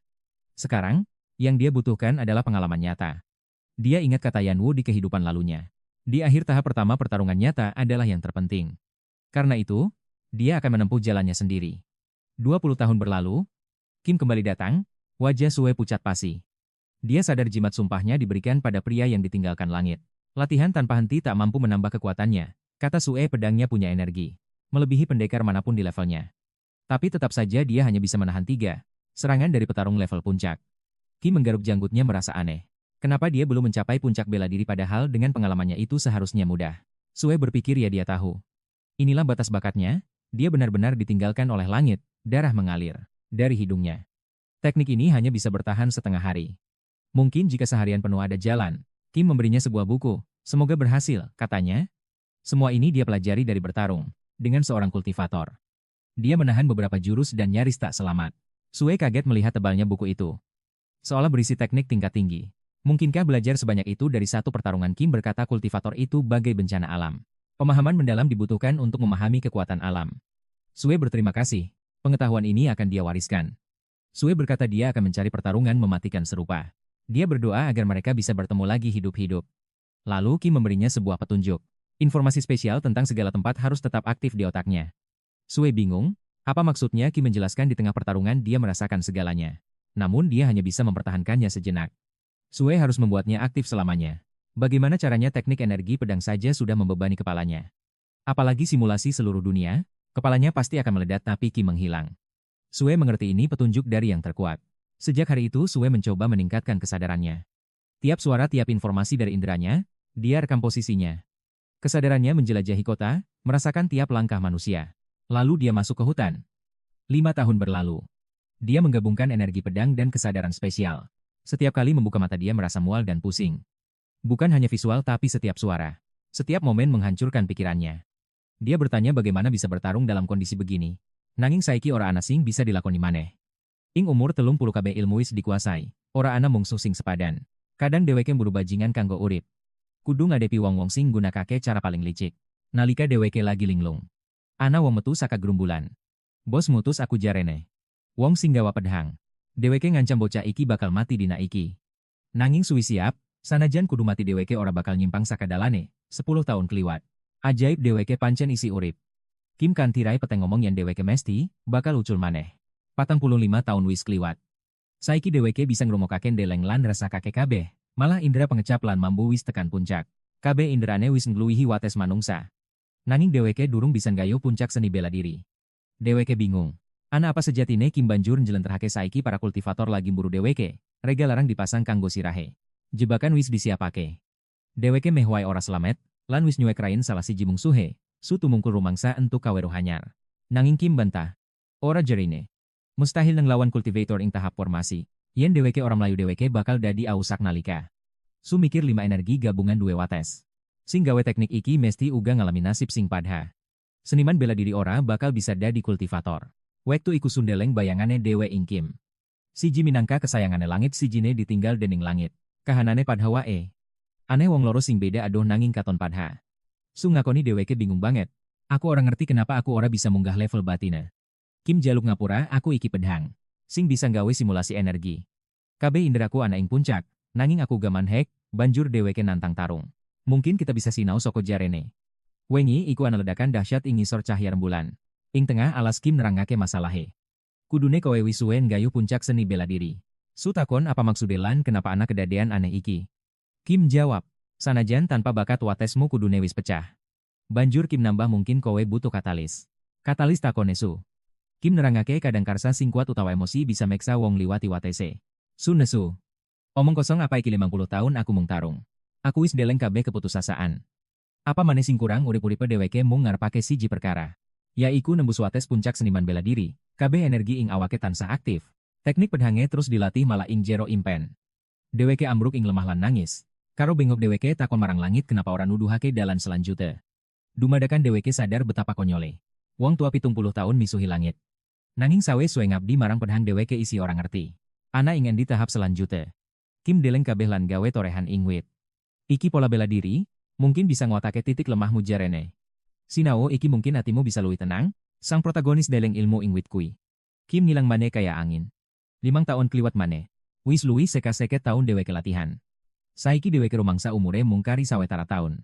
Dheweke takon apa Yong Hun wis mati, mungkin iki takdire. Bakate winates kaya Yong Hun. Dheweke ora bisa uwal saka kersane langit. Dumadakan Kim teka. Omong kosong apa sing bok omong kesu kaget. Kim ngadek tanpa tangan loro katon kesel banget. Su melayu marani dheweke lan takon ana apa. Enteni aku jupuke obat nanging saknalika Kim gawa dheweke mabur menyang angkasa. Su sadar dheweke digenhong. Nanging Kim ora duwe tangan.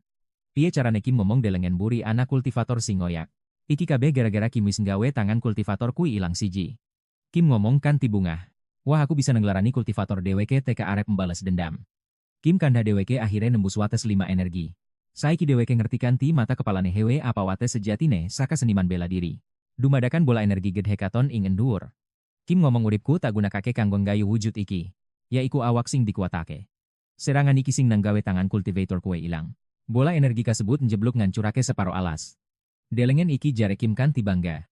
Iki hasil kerja kerasku. Nanging sang protagonis kaget setengah mati. Amarga iku masing wis dibangun 50 taun suwene. Kim isi semangat. Delengen iki sebabe aku nggawa kowe mrene, kanggo deleng nganggo mripatmu dewe. Iki warisanku. Su nesu banget nanging dheweke meneng wae mung nyawang pencapaian Marshal kancane. Di depan matanya mahakarya 3 lantai itu hancur lebur menjadi debu. Untungnya di kediamannya, ia bukan pelayan atau nyawanya pasti melayang. Seluruh bangunan itu seakan terpotong dari sisinya. Ribuan bola energi, pedang tak kasat mata kekuatan ini. Melampaui semua ilmu bela diri yang pernah Kim kuasai. Kim terus berlari sambil mengatur siasat. Begitulah cara dia melukai lengan sang kultivator dengan sebuah jebakan. Tapi kini dia harus bertarung langsung. Tiba-tiba energi mereka lenyap dan keduanya jatuh dari langit. Ledakan dahsyat mengguncang hutan. Pohon tumbang tanah bergetar, Kim merintih jangan lupakan jurus-jurus ini. Itu adalah karya hidupnya warisan untuk generasi mendatang. Suo membentak diam ini masalah hidup dan mati. Tiba-tiba suara dari atas pohon terdengar akhirnya kutemukan sang master bela diri terakhir. Maaf tempat ini sangat kotor. Orang itu berkata dia adalah penjahat yang menyerang para kultivator. Sebaiknya kau pergi dari sini? Su bertanya, apa kau datang untuk menghukumku? Pria itu hanya ingin tahu apa kalian bersekongkol. Sang protagonis mulai menyeret Kim untuk kabur. Pria di kejauhan itu berkata semua itu percuma saja. Seharusnya kau tahu kekuatan temanmu. Dia lalu tersenyum, baiklah kuanggap ini hiburan, larilah sekuat tenaga. Energi ungu menyebar di udara. Su menoleh ke belakang melihat puluhan zombie dan mayat hidup. Dia terus berlari. Aku sudah terlalu tua untuk ini. Dia sadar temannya telah menjadi beban. Dia menyebut nama master bela diri terakhir sambil berlari dari kejaran zombie.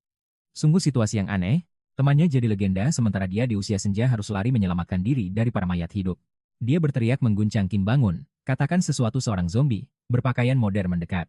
Dengan satu tebasan Su memenggal lehernya. Mayat itu jatuh menimpa yang lain. Su terus berlari, sialan kau Kim, harusnya aku kabur sendiri. Mereka terus melarikan diri dikejar tanpa henti oleh zombie. Sang protagonis menjaga semangatnya terus berlari tanpa henti. Hari berganti malam berlalu. Dia tak tahu sudah berapa kali matahari terbit dan terbenam. Akhirnya dia sampai di tepi gunung lebih tinggi dari dugaannya. Kim dari belakang berkata aneh sekali. Warga biasa bertahan 3 hari 3 malam tapi kini tak ada jalan keluar. Apapun usahamu akan sia-sia.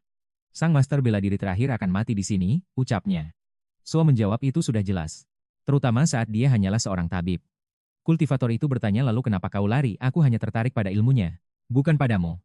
Dia bisa saja meninggalkan mayat itu dan kabur. Mendengar ini Su tersenyum membuat pria itu bingung. Sang protagonis merenung berapa jauh jarak yang ia tempuh jurus yang ia pelajari seumur hidup, tapi takdir tak memberinya bakat. Sebagian besar kekuatannya berasal dari ajaran Yongan dari kampung halamannya. Dia adalah mentornya. So mengangkat pedangnya, jika kau menginginkan kepala temanku kau harus melewatiku dulu. Pria itu kehilangan kesabaran, tak ada lagi yang takut pada kultivator. Mungkin karena kau sudah pasrah pada hidup. Orang tua sepertimu. Baiklah akan kutunjukkan rasa sakit yang lebih buruk dari kematian. Tiba-tiba 2 lengan muncul. Lengan itu terhubung ke sisi Su yang memegang Kim. Su sedikit bingung lalu menoleh ke belakang. Ini adalah parasit. Sekarang kau harus membayar harga karena telah mempermalukan seorang kultivator. Sang protagonis hanya berbalik dan berkata kau benar-benar licik. Pria itu memberi perintah pada muridnya. Seketika Kim menebas Su dengan brutal. Su terkejut tak percaya. Beraninya dia melakukan ini, menghancurkan warisan orang sehebat itu. Tapi pria itu hanya tersenyum melihat Kim terus menyerang. Di sisi lain, Su menyadari sesuatu. Kim tidak menggunakan ilmu bela diri, dia hanya memakai kekuatan murni dari lengan itu. Tapi kekuatan dan kecepatan ini luar biasa. Untuk tubuh tuannya mustahil bisa mengikutinya. So membungkuk, Guru Kim. Menodaimu adalah aib yang mengerikan. Bahkan setelah kau tiada. Dia meminta maaf dalam hati, sayangnya tak ada yang bisa kulakukan. Ini harus segera diakhiri, lalu dia mengaktifkan jurus ke-21 teknik potongan gunung langit surgawi. Dalam kilas balik dia bertanya pada Kim tahukah kau kenapa jurus ini? Memakai nama danau bukan gunung karena Kim sendiri yang menciptakannya. Dia penasaran apakah ada makna khusus. Kim mundur selangkah dan berkata danau langit surgawi mengingatkannya pada 2 hal di atas segalanya. Rupanya itu adalah nama wilayah di Korea tempat asalnya. Kim berpikir pencipta jurus ini pasti juga dari Korea. Sama seperti mereka berdua. Lalu Kim sadar, nama teknik itu ada karena danau yang dikelilingi langit, dan memantulkan pegunungan. Apa yang terjadi di langit akan terpantul di danau, namun permukaannya tetap tenang. Langit adalah makna dari semua yang telah ia pelajari, dan danau yang memantulkan langit, adalah makna dari satu serangan. Kim merasakannya menusuk ke intinya sesaat. Dan Su menjelaskan ini adalah sebuah teknik di mana dalam waktu singkat dia memanfaatkan energi musuh dalam tebasannya. Jurus unik yang diciptakan khusus untuknya. Jika Myung-gun membiarkan tubuhnya utuh ia akan jadi mayat hidup. Tak boleh ada sisa dari dirinya. Mereka memusatkan semua energi pada bilah pedang. Menggabungkan semua jurus menjadi satu serangan pamungkas. Namun saat serangan akan dilepaskan Kim tiba-tiba berubah. Sang protagonis sadar bahwa Kultivator sialan itu memberi Kim kekuatan lebih. Nyawanya kini di ujung tanduk, jadi ia memanfaatkan momen ini. Demi menyelamatkan tuannya dari aib ini. Ia maju ke arah Kim yang mengangkat tangannya, sang protagonis. Berpikir dia belum mati. Udara suara bau suhu. Setiap sensasi, ia serap meski kepalanya serasa akan meledak. Matanya mulai membara dan ia bersumpah semua akan menjadi abu. Tapi tiba-tiba ia merasakan keanehan dan terhenti. Pikirannya yang hampir meledak ternyata tak hancur. Seolah ia melampaui batas, ia bertanya-tanya dalam kehampaan. Apakah ini ilusi atau ia sudah gila? Lalu ia melihat garis merah aneh di tangan Kim. Serangan dahsyat menghantam tanah, tapi ia menghindar. Kini ia sadar pedangnya juga memiliki sebuah garis biru aneh. Ia hanya mengikuti alur garis itu dan serangannya telak mengenai dada Kim. Saat itu ia bertanya inikah penglihatan puncak seorang master, dan anehnya ia melihat Kim tersenyum. Seseorang dengan bakat surgawi yang dibuang. Dia sosok aneh tapi dalam satu hal. Mereka sama. Keduanya menempuh jalan melawan takdir langit. Ia menebas Kim jadi 50 bagian. Dan berkata ini bukan era para jenius. Hanya dua pria menentang takdir. Satu tewas dan yang lain sudah diambang kematian. Kim seolah menatapnya bertanya apa ia akan tetap di sini dan saat itu ia berkata takkan ada lagi beban. Seluruh gunung hancur lebur. Ketika asap menghilang, ia yakin inilah akhirnya. Sang kultivator berteriak murka saat protagonis kita terjatuh dan berkata bahwa pria itu bahkan takkan bisa menyentuh jasadnya. Ia berdoa agar tuannya bisa beristirahat. Dengan ini ia akhirnya mencapai level yang ia impikan. Perjalanan panjang hidupnya berakhir. Ini adalah regresinya yang keempat. Kehidupan keempat yang luar biasa. Akankah masa depan lebih baik entahlah. Tapi babak baru akan dimulai dari awal segalanya. Dia menatap tangannya dan menyadari. Dia telah kembali. Di kehidupan sebelumnya ia berjuang demi detik-detik kemenangan. Dan berhasil. Ia berteriak akhirnya ia mencapai puncak bela diri impian seumur hidupnya. Saat itu juga, pria Ovek awal datang dan Mayangan bertanya, kenapa orang gila ini berteriak-teriak, mengatakan ini semua salahnya. Tapi sang protagonis melihat garis merah aneh mengarah ke wajahnya. Ia memejamkan mata dan menunduk. Pria itu bingung. Meski mata terpejam ia bisa melihat jelas arah datangnya serangan itu. Dulu pun ia bisa menghindarinya dengan mata tertutup. Tapi kali ini ada yang berbeda. Dia bisa memprediksi lintasan serangan di masa depan, membaca pola lawannya sebelum terjadi. Semua latihan bela diri tak ada apa-apanya dibanding ini. Seolah ia punya firasat, memahami segalanya tanpa melihat. Inilah kenapa petarung level 1 takkan pernah mengalahkan seorang master. Serangan orang lemah bisa terlihat jelas. Level bawah tak punya kesempatan, dan kini di hadapan Mount Home. Semua garis kelemahan terlihat. Setiap garis adalah celah untuk serangan balik. Garis merah untuk serangan lawan. Menunjukkan jalurnya. Mungkin karena perbedaan kekuatan mereka begitu besar. Tapi, hidungnya mulai berdarah. Pikirannya terasa terbakar. Inikah harga dari teknik ini? Mayanghan berteriak sambil melayangkan pukulan. Yang hampir membunuh semua orang. Tapi protagonis kita dengan satu serangan mengenai leher belakangnya. Ia pun tersungkur. Sang Cheo memegangi kepala dan Kim bertanya apa yang terjadi. Protagonis kita terbaring kesakitan. Seorang gadis bertanya apa dia terluka. Dia syok kenapa dalam waktu singkat. Rasanya begitu sakit. Padahal ia hanya menggunakannya pada orang lemah. Ia lalu menenangkan semua orang ke gua. Memberi mereka buah. Semua tertidur di dekat api unggun sementara ia berjaga. Di luar Su sedang berlatih. Dan memotong sehelai daun tipis jadi dua. Tanpa menggunakan kekuatan apapun, kini sang protagonis. Deweke ngerti garis abang iku prediksi lan garis biru yaiku dalam serangan. Kanti teknik iki deweke, bisa maca saben obahing mungsu ing sacedhake. Saiki deweke ngerti panca indra, apa sejatine tegese memori meripat lan indra newis dirasuki karo kancane. Saiki dadi kuat banget nganti, deweke iso ngitung saben gerakane musuh. Malah iso ndelok carane Godhong dipetik siji-siji, tenan iki. Visi bela diri sing ngegerisi, pas rembulan disawang meripate fokus, nalika meripat kui. Dibuka rasane akeh wong nyerang. Sak obahan garis biru kelemahan ketok ning saben awak. Deweke nyerang lang remuk garis kui. Srengenge munggah. Kudune seneng wis tekan, puncak bela diri. Tapi nda seisi lara. Amarga iki kabeh mung latihan karo Godhong, banjur deweke nyoba wolung jurus bamo. Dilatih terus-terusan, saiki visin stabil nganti 10 menit. Kekuatan uripe saiki dadi kuat banget. Saiki deweke, ora perlu adol apa-apa kanggo golek duit. Kekuatan bela dirine wis cukup, banjur deweke. Mbalik lan delo Ki Kim. Kim wis ngajari enem jilid ilmu sak durunge mati. Iki kabeh ilmu warisan Seko sang protagonis. Kim kudu menehake. Kim sing paling maju, iki artine, Kim sing bakal ngulang maneh bakal luwih kuat. Sang protagonis orang ngerti carane munggah level. Bakal tekan. Tapi mung siji dalane yoiku latihan. Deweke terus ngelatih teknik visi. Ben pikirane kulino karo tekanan iki. Tujuan pertamane yaiku nggunakake teknik tanpa rasa lara. Nganti tekan level kembang telu. Level sing digayu Kim butuh 3 tahun. Uri pancen ora adil, Sang protagonis ngomong waktu iki dheweke sing bakal dadi puncak dunia bela diri. Esuke master rubah TK kaya biasane. Dheweke TK kanggo njaluk bayarane. Tangan sumaju penasaran. Dheweke mikir piye yen delok master rubah. Pira garis abang sing bakal ketok tapi rubah melotot lan kabeh malih dadi lautan abang. Dheweke bingung. Orang ngerti apa sing kedaden. Ujuk-ujuk rubah nyokot tangane, tapi pikirane isih mikir. Kenapa dunyo dadi abang pirang dino engkas kedaden maneh? Kaget maneh. Ning endi wae delok. Kabeh koyok ombak energi abang. Iki bedane sing diomong ke Kim. Antarane seniman bela diri lan kultivator. Bedo sing mustahil? Kultivator ora duwe celah. Seniman bela diri paling kuat iso kalah karo kultivator paling lemah. Pirang dino maneh dheweke mutuske takon ning master lautan. Ngenalke diri kanthi hormat, lan ngomong ana sing garai penasaran. Sang master takon opo kuwi protagonis njawab. Neng sekitar wongong dheweke ndelok bal energi abang. Master njelasake yen kuwi jenis kesadaran. Ana sing ngarani kekuatan ilahi. Kesadaran wong biasa mung ana ning pikiran. Tapi kultivator iso nyebarke kesadarane metu. Dheweke ngomong dadi makhluk spiritual dheweke uga iso nglakoni. Lan rasa penasaran bocah kuwi kudune wis ilang. Amarga omongane nganggo basa lokal. Kim bingung banget. Amarga dheweke durung sinau basa kuwi. Pas master lunga si bungkuk tuwa. Bek bali lan gowo wong loro. Tapi aneh waktu iki wong loro kuwi kecemplung banyu. Kecemplung. CO narik lambine mikir kok bedo ki mentas seko banyu lan takon. Wis tekan ngendi iki comung ngomong panggonane bedo. Pas ndelok sekitar CO sadar ikit laga yangul. Si beok sangho liwat kene. Kim takon saiki arep piye apa arep golek markas utawa panggonan. Kanggo golek petunjuk. CO ndelok kuta cilik neng pojokan, ngomong yen kabeh bakal jelas nek wis tekan kono. Sak durunge Kim ngomong CO nyemplung banyu.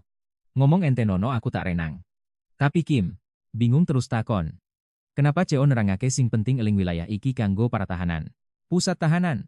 Neng urip sakdurunge dheweke mateni tahanan iki, pemimpine tingkat siji lan wakile tahap akhir. Liyane mung preman cilik. Akeh tapi lemah, makane CO menehi racun ning pedange ben. Cepet rampung. Banjur wong perbanan kaget ndelok bocah cilik metu langsung seko banyu. Wong perbanan bengok mandek opo tapateni tapi CO ora mandek, maju terus lan si preman ngayun ke pentungan. Nanging CO obah cepet sakdurunge lan nyeruduk dadane. Wong kuwi langsung tibo ning lemah. Caon jupuk senjatane ditodongke ning preman liyane. Takon wis mateni wong pira kowe preman nesu, ngomong dheweke bajingan, sing wis mateni seket wong. Sakdurunge rampung ngomong cowok ngetok ndase, kabeh bajingan liyane. Untun gemeter wedi. Lan protagonis ndelok kabeh iki ngomong saiki sapa wae sing wis mateni wong maju. Lawan aku. Banjur adegan pindah ning sisih liyane markas. Ana wong wadon gladeni panganan lan ombenan. Wong lanang perintah-perintah. Kerjo sing bener ujuk-ujuk salah siji takon suara apa kae ning jobo. Pintu markas terbuka sebuah kepala terpenggal digenggam oleh sang komandan. Bosnya berkata tanpa beranjak. Seekor tikus kecil masuk ke markas. Siapkan senjata kalian.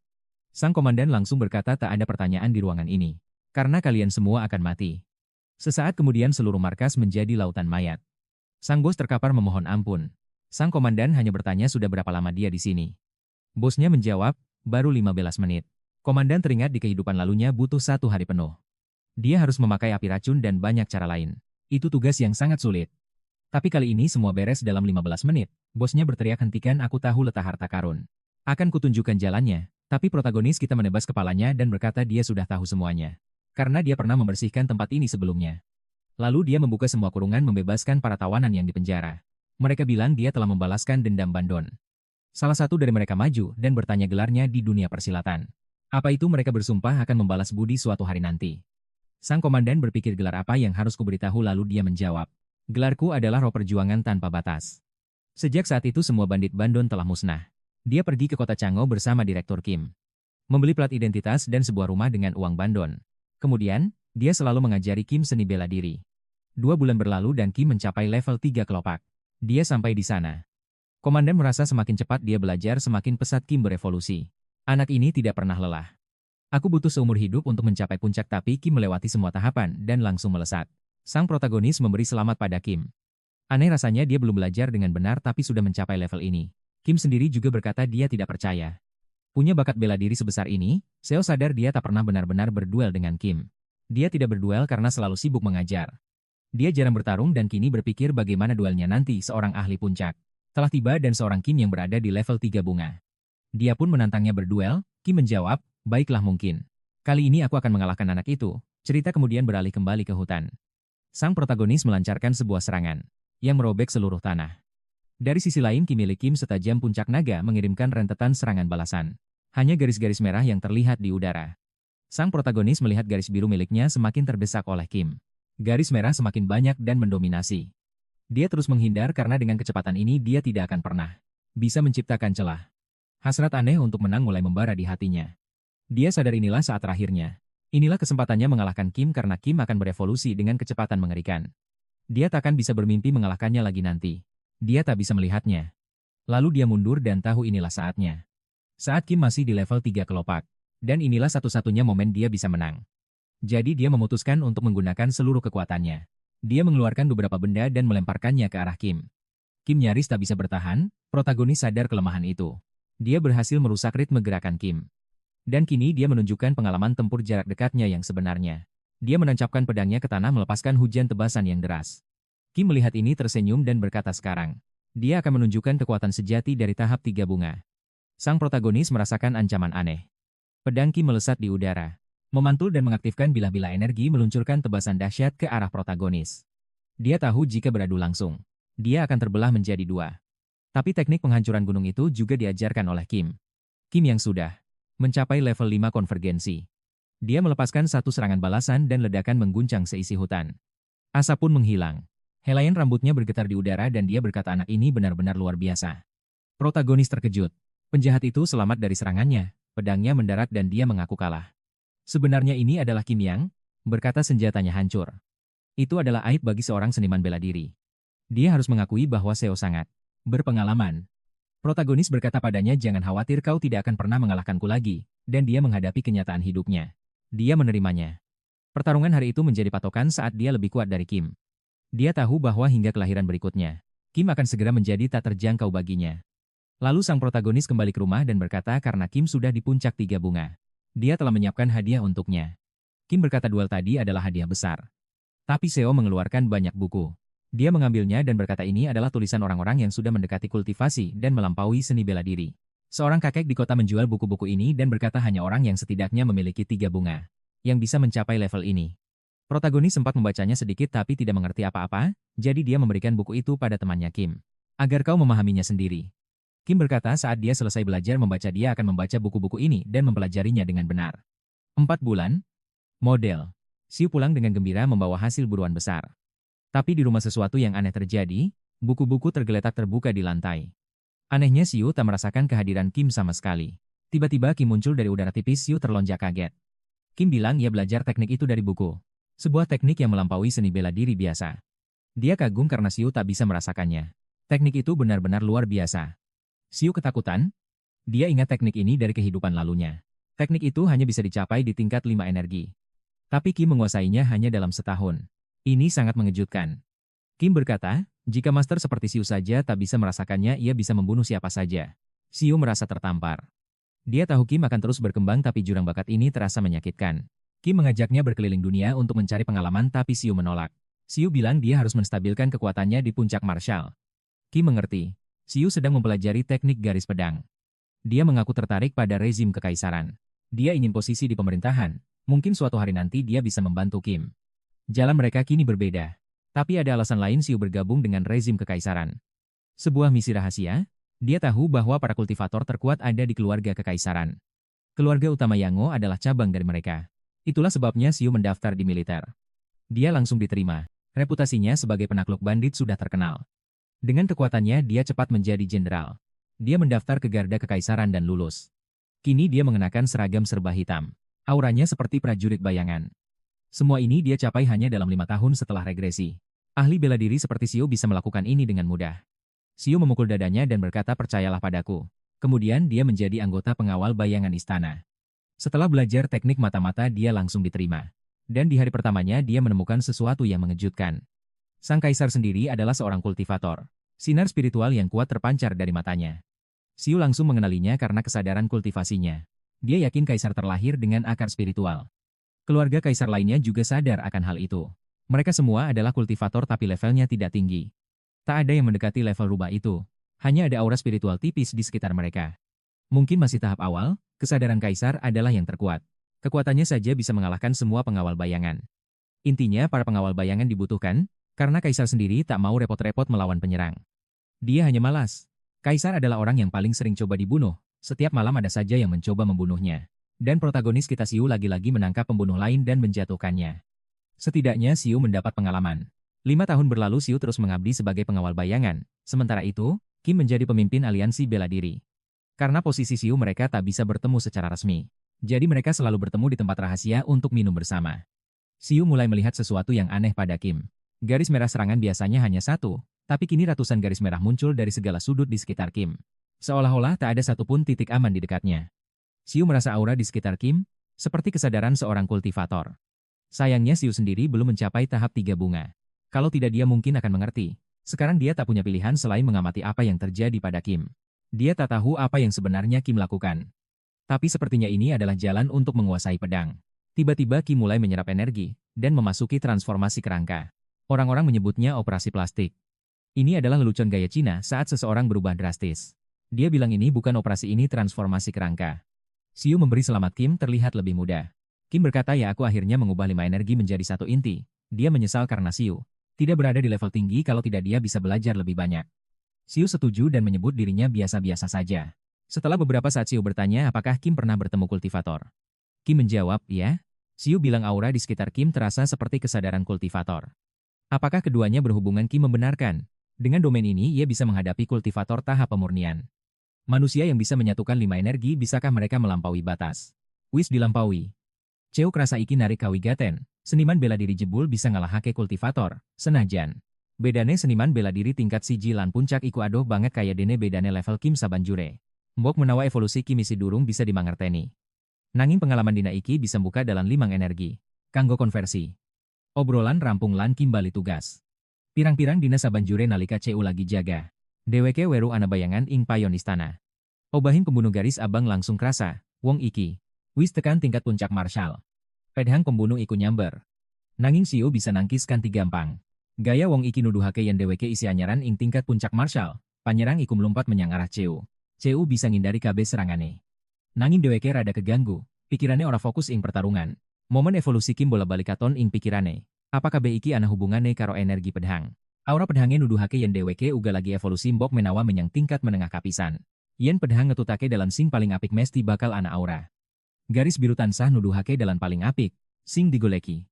Saktenane iki kabeh heseni kanggo maksimalake kekuatan. Babagan anyar sing disinaoni. Yaiku seni pedhang lan energi pedhang iku intine padha. Nanging banjur heweke mikir kok aneh. Yen kabeh iki gampang kudune kancane tetep nggunakake pedhang. Nanging iku ora kelakon, deweke nyimpulake mesti ana niat manungsa ing burine serangan iki, kabeh iki kedadeyan amarga niat senimane. Garis abang lan biru iku dudu mung serangan nanging uga niat sing ngobahake. Pas deweke mikir ngono, ana sensasi aneh kaya oyot pedhang mlebu ing lengen. Si pembunuh banjur nyerang maneh kanggo mateni. Nanging protagonis ngirim tebasan lan hep nganti nyuek-nyuek si pembunuh.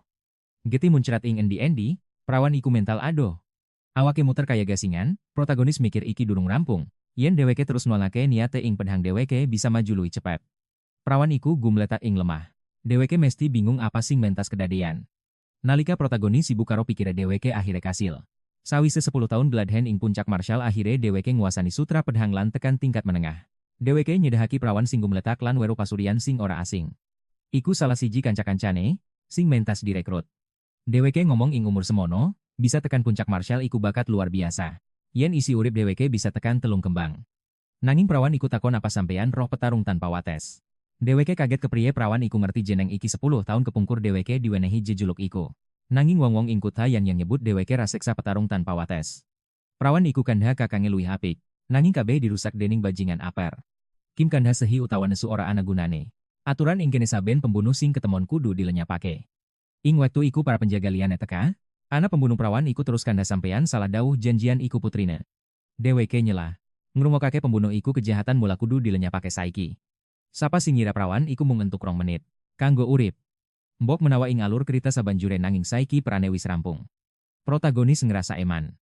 Deweke ngerasa, eman bakate disia-siakake. Banjur para penjaga bantu nyingkirake mayite, ana rame-rame nanging apar.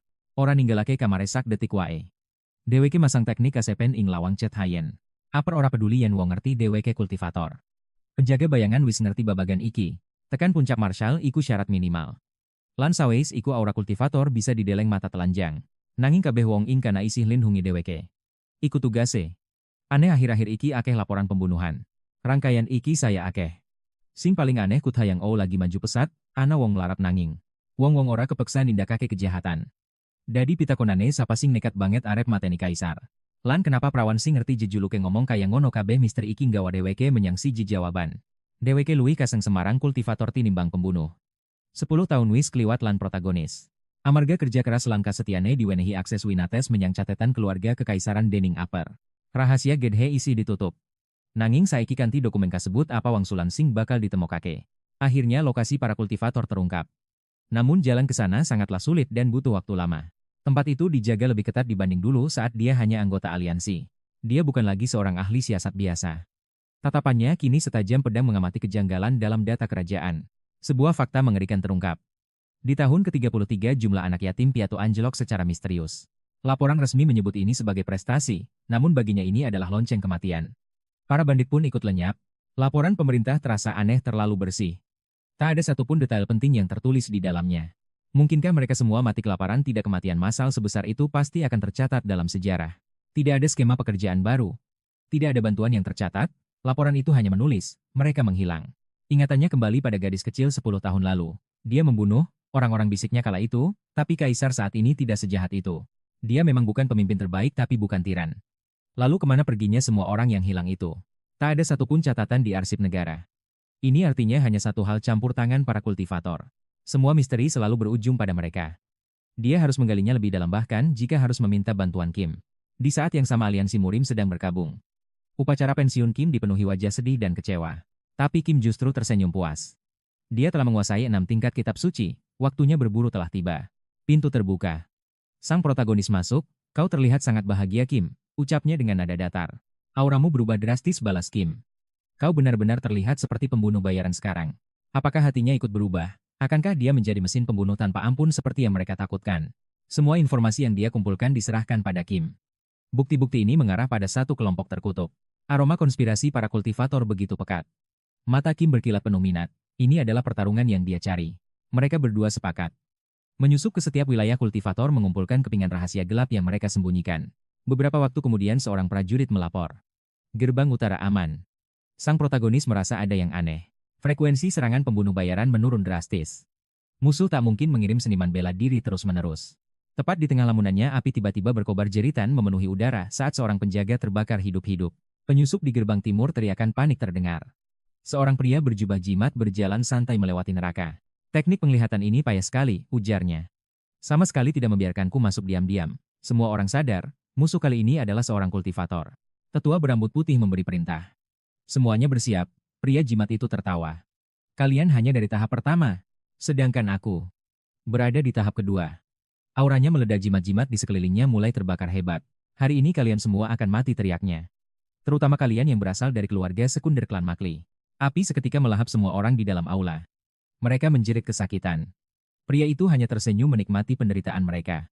Tapi di tengah kobaran api satu sosok berdiri tegak. Kultivator itu terkejut. Bagaimana serangga ini bisa selamat? Mata serangga kotor sepertimu. Terlalu sombong. Balas sosok itu. Baru menahan satu serangan saja kau sudah merasa hebat. Pertarungan sesungguhnya baru saja dimulai. Sebuah pelindung energi raksasa tiba-tiba menyelimuti seluruh istana. Pria jimat itu terkunci di dalam. Dia sadar penyerang dari luar itu juga seorang kultivator. Dia butuh lebih banyak kekuatan. Di dalam semua orang terkapar kesakitan. Ledakan terus terjadi di luar. Seseorang harus menghentikannya. Dia harus mengembangkan pedang sutranya ke bentuk yang lebih kuat. Tapi lawannya bukan orang biasa. Pria jimat tertawa mengejek. Kau tak akan pernah bisa menembus pelindung ini. Serangan dahsyat menghantam tanpa henti. Retakan kecil mulai muncul di pelindung itu. Pria itu terdorong mundur oleh kekuatan serangan yang brutal. Dia mencoba menggunakan teknik rahasia tapi dia belum menguasainya. Tubuhnya terlempar jauh ke belakang. Belum sempat dia bangkit, pria jimat itu sudah ada di depannya. Sebuah tendangan keras mendarat di pinggangnya. Beraninya makhluk rendahan sepertimu melukai iku, geramnya. Aku akan membunuh yang lain tapi kau akan mati dengan cara paling menyakitkan.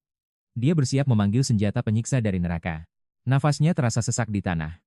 Pria jimat memanggil tombak-tombak tajam dari tanah siap menusuknya. Tubuhnya sudah hancur tak bisa dikenali. Teman-temannya mencoba bangkit untuk menolong sang wakil ketua. Mereka maju mencoba menghalangi serangan itu. Tapi satu persatu tubuh mereka tertusuk tanpa ampun. Jangan ganggu aku, desis pria jimat itu. Kalian hanyalah serangga yang takdirnya mati di bawah kakiku. Yang lain hanya bisa gemetar ketakutan. Maju selangkah berarti kematian mutlak. Dia benar-benar terpojok. Tangannya diremukkan oleh pria jimat itu. Oh, kau masih hidup, tanyanya? Aku penasaran, berapa lama serangga ini bisa bertahan? Di ambang maut ia diremehkan bak serangga. Bakat dan hidupnya terasa sia-sia? Sang talisman memohon ampun, tapi Su tahu di dalam hatinya dendam membara. Latihan kerasnya tak mungkin sia-sia. Dengan lengan remuk ia bangkit melawan. Pria itu hanyalah ahli teknik sembunyi tanpa latihan fisik mengandalkan bakat. Ia contoh kultivator yang malas. Su bergumam, aku mungkin mati tapi tidak di hadapannya. Aku takkan mati tertunduk. Ia mencengkeram kerahnya menolak percaya kerja keras itu sia-sia. Aku takkan menyerah, teriaknya. Bahkan usaha serangga pun ada artinya. Sang talisman terhuyung, ia menjerit tapi darah mengucur dari hidungnya. Su sadar racunnya mulai bekerja. Teknik penghancur segel tadi hanyalah pengalih demi sebuah celah untuk menorehkan luka. Dan menyuntikkan racun. Mata kultivator itu berdarah. Aku harus menetralkannya, Su maju. Kau pikir aku akan membiarkanmu kabur? Rasakan ini, serangga yang kau hina. Su membekap mulutnya karena detoks berasal dari mantra. Lalu ia menahan tangannya, agar tak bisa memakai segel. Bantuan pun datang untuk Su. Segel talisman di luar. Mulai retak orang-orang menerobos masuk. Tak lama sang protagonis diangkat pergi. Bajingan itu menyebutku serangga tapi kematiannya pun seperti serangga. Ia membunuh kultivator pertamanya. Sungguh pemandangan luar biasa. Bagaimana ini akan mengubah hidupnya, ia pun sadar. Ia membuka mata dan melihat dokter merokok. Apa tak apa merokok dekat pasien. Tembakau itu sehat, katanya. Protagonis yang mengira dokternya cantik, harus menerima realita. Hanya dokter tua. Lalu ia teringat Raja khusus mengirimkan tabib istana untuknya. Karenanya ia harus berterima kasih atas kebaikan itu. Sang pahlawan merasa tubuhnya ringan. Sepertinya dokter itu sangat hebat. Pria itu bilang tangan sang pahlawan akan sembuh. Tapi takkan kembali seperti semula. Ia butuh istirahat, ia ingat lengannya diremukan, hancur total. Tapi ia bersyukur tangannya masih berguna. Sebuah kotak biru ditunjukkan padanya. Raja terkesan dengan keberaniannya dan memberinya hadiah. Kaisar tak memberi langsung pada prajurit bayangan. Karena itu hadiah diberikan lewat perantara. Diumumkan wakil penjaga Siresist atas nama Kaisar. Diberikan pil hampa. Saat kotak dibuka ada pil merah aneh di dalamnya. Pria itu bilang ini bagian penting sebelum tahap pemurnian tapi ia tak tahu detailnya. Pil ini adalah sisaan dari pil cabling asli terbuat dari bahan buangan. Ia teringat, saat ia dulu membuat elixir. Ia tahu bahan sisa bisa membuat versi lebih lemah. Sang pahlawan sadar kekuatan pil ini sudah hilang. Efeknya hanya seperti obat pengar. Ia kaget sang raja begitu egois. Pria tua itu bilang jika orang biasa memakannya umurnya bertambah 10 tahun. Ini terdengar tak logis bagi Su. Pria tua itu tampak lebih tertarik pada barangnya. Tapi ini hadiah raja tak bisa ia curi. Pahlawan kita pun berterima kasih. Ia akan meminum pilnya saat energinya stabil. Pria itu pergi mengingatkan kebaikan raja, tapi sang pahlawan memutuskan akan meminumnya saat sekarat untuk menguji khasiatnya. Rekannya jadi bersemangat, bekerja untuk kekaisaran banyak untungnya. Tambahan 10 tahun hidup, manusia bisa berevolusi. Ia yakin keputusannya bergabung dengan garda kekaisaran sudah tepat. Tapi kebahagiaan itu tak bertahan lama. Sesuatu yang buruk akan terjadi, pedangnya jatuh ke tanah. Kesenangan berakhir, ia menatap tangannya yang hancur, tiap kali ia memegang pedang. Rasa sakit yang tajam menjalari lengannya, pedang pun terlepas. Ia bahkan tak bisa melakukan teknik dasar. Ia berpikir mungkin ini akhir perjalanannya, tapi ia sadar jalan bela diri selalu penuh rasa sakit. Apa bedanya jika sakit sedikit lagi penderitaan ini akan menjadi kekuatannya. 10 tahun pun berlalu. 30 tahun regresi selesai. Ia terbiasa dengan rasa sakit, dan menjadi ahli mengendalikan pedang. Sebagai prajurit bayangan, ia juga ahli senjata tersembunyi. Surat dari Kimka datang memberitakan rahasia kultivator. Rahasia mereka akan terbongkar. Namun apakah kekuatan dari 10 tahun penderitaan ini cukup untuk menghadapi mereka? Ingdonya Iki Sing lemah dari tontonan. Nanging sing paling kuat endelik ing walik aling-aling diladeni dening para abdi. Kim nemokake kasunyatan sing ngenggegirisi. Para algoho raja yaiku kultivator saka klan sing ningu manungsa. Dheweke digedhekake dadi aset sing mateni. Wong-wong melarat sing ilang ngasih berampung ing kene, wiwit cilik bocah-bocah iki dicitak dari batur, utawa tukang mateni tanpa rasa. Siap kanggo tugas apa wae. Amarga tukang mateni bayaran dikirim kanggo sang raja. Cetha anak konspirasi gedhe sing lagi kelakon. Sanadian mangkono fokusnya siumung ing latihane. Nganti Kim tekang gawa kabar Allah, siu lagi wae maca layang lawas. Kim kan halayang iku dikirim seulan kepungkur, kesuwen, koe kudu melu aku kan hane Kim. Aku nemokake samubarang sing gegirisi banget. Kita kudu ngremok aling-aling sihir iki disik. Kim wiwit nyelentrehak. Inyanggo anarong klan gedhe. Klan Maklei sing saiki kuasalan klan Jin klan kekaisaran sing wis suwe diusir. Kaloron pada rebutan sumber daya negara. Nganti pungkasane klan Maklei ngentekake klan Jin kelangan kekuatan lan kaurmatane. Amarga alasan iki dheweke miwiti rencana peteng. Dheweke nglatih para tukang mateni kanggo balas dendam. Siu sadar kabeh iki katulis samar ing jero layang, nanging Kim kan haiku lagi wiwitane, kepiye klan Jin bisa nyiptakake ahli sing akeh banget. Kaya-kaya dheweke duwe pabrik pati. Jebule sing tekan puncak nyerap jiwa manungsa. Jiwa sing diserap meksa bakat alami nganti tekan wates sing ora masuk akal. Siu kaget. Apa klanjin mateni kulawargane dewe Kim gedhe kasunyatane luwih kejam. Kulawargane dipateni dening klan sing kuasa. Klan McLeay ungkape Kim. Klan McLeay sing kejem nyulik bocah yatim lan petani melarat kanggo didadekake eliksir. Energi urip manungsa dewa hida dipilmung kanggo endawakake uripe, para panguasa sing bosok. Kanggo nambah kasugihan dheweke ngorbanake rakyat cilik. Kim ngandhakake kanthi cetha. Dheweke mangan manungsa. Siu ora bisa percaya. Dheweke kultivator dudu iblis, kenging punapa tumindak ngantos semanten. Dalane para kultivator kudune ngetutake takdir langit. Tujuane yaiku nggayuh nirwana. Kenging punapa piyambakipun nindakaken tumindak terkutuk punika. Siu kelingan prawan algoho sing nangis sinambi mateni. Raja sing dilinhungi jebule monster sing mateni rakyate hewe, Kim banjur ngaku. Nalika nyelidiki klan McLeay klan Jin ngubungi dheweke. Dheweke menehi kesempatan kanggo bales dendam. Kim banjur melu. Dheweke ora tahan maneh. Manungsa menjijikan sing mangan padha-padha iki ora kena dijarake. Wong bosok kaya ngono ora pantes kuasa. Kim ngajak Siu melu ing perang suci iki. Yen klan Jin bali menyang dampar kahanan mesti bakal luwih apik tinimbang saiki. Siu sadar. Mbok menawa patine ing urip sadurunge uga amarga ulah para kultivator bosok iki. Alangkah bodonen dheweke mati kanggo wong-wong mau tanpa ngerti kasunyatane. Tanpa ragu dheweke banjur setuju. Dheweke bakal melu ing misi iki. Siu lan Kim ninggalake kraton tumuju pasukan pemberontak. Dheweke ngerancang nyerang markas para kultivator. Dheweke tekan ing penhapa papan para petarung paling hebat kumpul. Para master sejati kumpul ing kana. Ana sesepuh lintang papat lan telung iblis legendaris sakayang. Kabeh wis tekan level puncak. 10 ing antarane yaiku marsekal kembang sing diwedeni. Tanpa para kultivator heweke bisa nelukake donya. Sawijining, sesepuh curiga kening punapa sampeyan beta tiang kraton. Kepiye carane kita bisa percaya marang dheweke sing liyane setuju. Siu narik napas jero banjur menggok. Sang raja iku bajingan terkutuk kabeh wong meneng. Dheweke mikir wong iki wis edan. Dheweke terus misuh. Sang sesepuh malah mesemia aku ngerti. Aku percaya marang kowe saiki. Kowe tenan sengit marang kaisar. Siun jaluk ngapura dheweke mung ke bawah suasana. Sang master nampa. Bebarengan dheweke mangkat menyang markas iblis kanggo nremuk. Tekan ing kana ana wong lanang rambut abang nyawang dheweke kakuatane ora ala. Nanging ana sing aneh. Siu weruh klambine. Padha persis karo wong lanang sing nganggo jimat iku. Pemandu sing dipateni Kim. Jebule kultivator saka klan Jin sing nyamar. Kim kandha marang wong lanang iku aku netepi janjiku. Aku nggawa kabeh wong. Muga-muga kowe kabeh uga. Kau terima pria itu mengiyakan. Semua bersiap pergi, tapi kemana Kim akan pergi? Kim hanya menjawab ikutlah denganku. Mereka pun tiba di sebuah pemakaman luas. Jasad-jasad ini adalah milik mereka, yang dibantai oleh klan McLellan. Kim membuatkan kuburan sederhana. Su bertanya kau lakukan ini semua. Sendirian Kim lalu merapal sihir langit. Arwah mereka dipenuhi dendam dan butuh mantra penunjuk jalan agar bisa pergi dengan tenang. Melihat itu Su akhirnya mengerti. Kekuatan kultivator tidak selamanya kejam. Yang terpenting adalah bagaimana kau menggunakannya. Karena itulah menjaga hati nurani sama pentingnya dengan menjadi kuat. Su pun pamit pada mereka. Sudah waktunya teman-temannya juga berangkat. Di seberang gunung dia menyatukan jemarinya. Gerbang klan McLeay akan terbuka. Seketika pemandangan hutan berubah total menjadi kastil raksasa. Su kebingungan karena dunia di sekelilingnya berubah drastis. Udara pun terasa busuk. Bau anyir darah dan mayat. Terdengar teriakan dari dinding penyusup datang klan Dun Jin menyerang.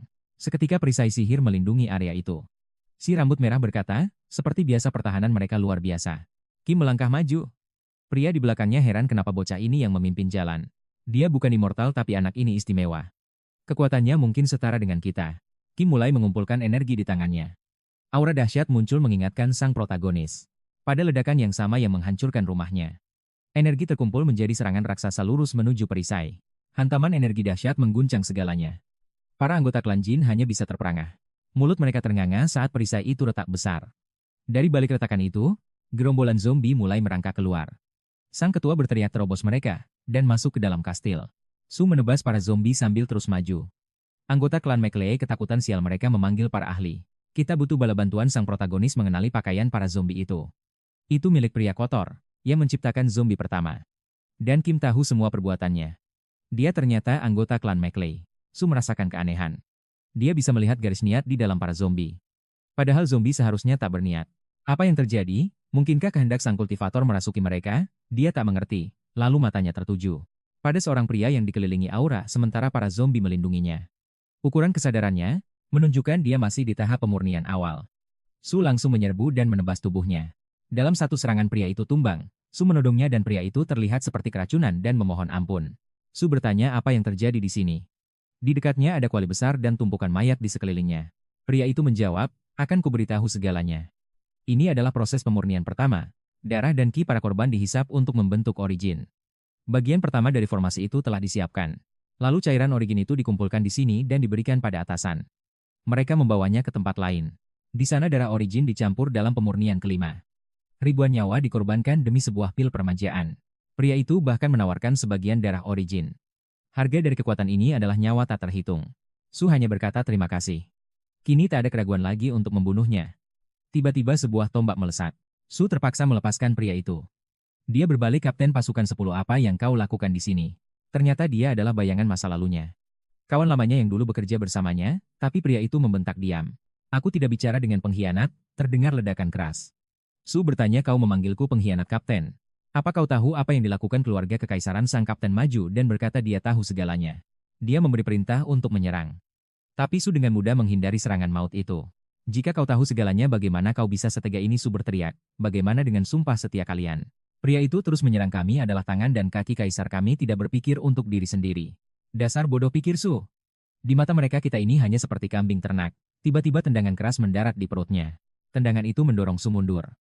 Su merasa kemampuan pria ini menjadi jauh lebih tajam dari sebelumnya. Kekuatannya sudah sangat dekat dengan puncak tiga bunga. Sang kapten bertanya, kau pikir sisimu berbeda? Apa bedanya klan jin ini sehingga kau mau bergabung? Su hendak menjawab tapi pria itu memotongnya, tidak. Pria ini juga seorang seniman gila. Baginya rakyat biasa tak ubahnya seperti serangga, nilai nyawa mereka sama saja. Caranya saja yang berbeda. Pada akhirnya dia tetap bagian dari kekaisaran, dia akan memanfaatkan rakyat demi untungnya sendiri. Biar kubuktikan. Su membalas siapa yang lebih buruk dari orang yang mencincang ribuan nyawa jadi tumbal. Hanya demi membuat sebutir pil. Tiba-tiba seberkas serangan merah menebas ke arah Su, dia sadar. Serangan ini tak bisa ia tangkis. Namun sesaat kemudian dari tubuh lawannya Su melihat cahaya ungu aneh bersinar. Dia terkejut. Cahaya apa ini? Pria tua itu berkata, kau harus tetap setia padaku. Tombaknya kembali menyerang. Dengan kekuatan penuh. Su bisa merasakannya, dia paham pria ini mempertaruhkan segalanya dalam satu serangan. Dia ingin mengakhirinya. Su memakai teknik Mountain Cut. Energi dahsyat seketika menghancurkan medan perang. Pria tua itu gemetar ketakutan. Su berdiri tegak, dia menghargai tekad lawannya, tapi ada masalah. Hanya ada satu jurus yang bisa menahan serangan sekuat itu, tapi Su belum bisa mengendalikannya. Meski tak terkendali, jurusnya berhasil menebas lengan pria tua itu. Lawannya terkejut dan memujinya. Berapa kali lagi aku harus melihat kehebatanmu? Aneh sekali. Su maju dan berkata, jurusku belum sempurna. Aku hanya orang biasa, tapi pria tua itu terus memuji walau sudah tersungkur. Teknik ini bukan belum sempurna. Ini luar biasa. Inilah wujud Three Flowers Awakening yang kucari. Itu adalah wujud terindah dalam hidupku. Dia bercerita seumur hidupnya ia mencoba mencapai Three Flowers. Tapi saat di puncak ia sadar itu semua tak ada apa-apanya. Semua itu level rendah. Dia sadar telah menyia-nyiakan hidupnya untuk sesuatu yang tak berharga. Pria tua itu berkata, hanya takdir kita yang berbeda. Sambil berpikir begitu dia pun tumbang. Su bergumam, pacarku saja tak pernah memujiku sebanyak ini. Sayang sekali seumur hidupnya dia berada di jalan yang salah. Mungkin sekarang pun tak akan berubah. Atau mungkin, kita lihat saja. Apa niat keluarga jin sebenarnya? Su terdiam. Dia menoleh dan bertanya, kenapa kalian diam saja? Jika mereka ikut campur, ketua regu bisa selamat. Dan dirinya lah yang akan terbaring di tanah sekarang. Seorang pria menjawab, ini adalah permintaan terakhir ketua regu. Wakil ketua dia bilang jika semua ikut kau akan memakai racun. Kau akan memakai senjata terlarang. Dia ingin pertarungan ini murni duel bela diri. Su merasa aneh mereka masih peduli. Mereka masih memanggilnya wakil ketua. Para prajurit itu menempelkan pedang ke dada mereka. Sekali komandan tetap komandan, sumpah setia pada Majesty adalah abadi. Su berkata, jadi kalian masih ingin mempertahankan kesetiaan itu. Kalau begitu kalian semua harus mati. Ucap Su dengan tatapan dingin seperti Sanjin sepenuhnya. Di saat yang sama ledakan terjadi di seluruh kota. Orang-orang berjatuhan dan Yang Hun memimpin pasukan. Dia memberi perintah hancurkan tungku pemurnian klan Maclei. Tim pun terus bergerak maju. Tiba-tiba seekor monster menyerang Lisma. Di langit muncul para penyihir. Dengan semua jimat sihir mereka. Mereka menciptakan hujan api. Seorang prajurit marah, di mana pasukan bantuan dari keluarga itu? Kemana perginya orang itu? Sementara itu pedang Shio menebas seorang prajurit hingga jatuh. Tapi sang protagonis juga mulai kelelahan. Salah satu armor prajuritnya tertancap jarum. Dia sadar. Shio akan segera lumpuh. Prajurit itu bertanya, Shio, kenapa kau memilih jalan sesulit ini? Kau bisa saja membunuh kami semua. Tanpa terluka. Kenapa kau hanya melumpuhkan kami dan membiarkan dirimu terluka? Shio menjawab, karena kalian masih memanggilku wakil ketua. Pria itu tertegun. Dia jatuh tertelungkup dan berkata, sampai akhir pun kau. Kau pria yang menarik, Katakan apa kau sudah mencapai Three Flower Xiao menyimpan pedangnya belum sampai level itu. Aku baru mulai memahaminya. Kenyataannya Xiao melihat warna ketiga. Sebuah garis ungu aneh yang belum stabil. Dia butuh waktu lebih lama. Pertarungan panjang dan banyak kematian yang harus dihadapi. Tiba-tiba seseorang berteriak. Luar biasa kemampuanmu sudah mencapai level ini. Itulah sebabnya ayah mengirimku. Xiao mengenalinya. Pangeran Mekilhan. Xiao berkata lama sekali pangeran. Kalau kau menonton dari awal kenapa tidak membantu pangeran tertawa? Kalau aku ikut campur jadi tidak seru. Dan jangan panggil aku pangeran. Hari ini aku adalah perwakilan pasukan bantuan klan Matsliai. Seorang tetua bertanya pangeran apa kau senang melihat pengawalmu mati pangeran menjadi kesal. Sudah kubilang jangan panggil aku pangeran. Dia melanjutkan, dengar kalian tahu bagaimana aku menjadi putra mahkota Xiao waspada. Aura sang pangeran menyebar. Kultivator hebat. Aku sudah mencapai tahap refining sejak muda. Sama seperti ayahnya. Tak peduli seberapa kuat Xiao, dia hanya bisa melawan orang tahap ketiga. Jadi bagaimana mungkin? Kau bisa mengalahkan level masa kecilku pria ini? Monster macam apa dia sebenarnya?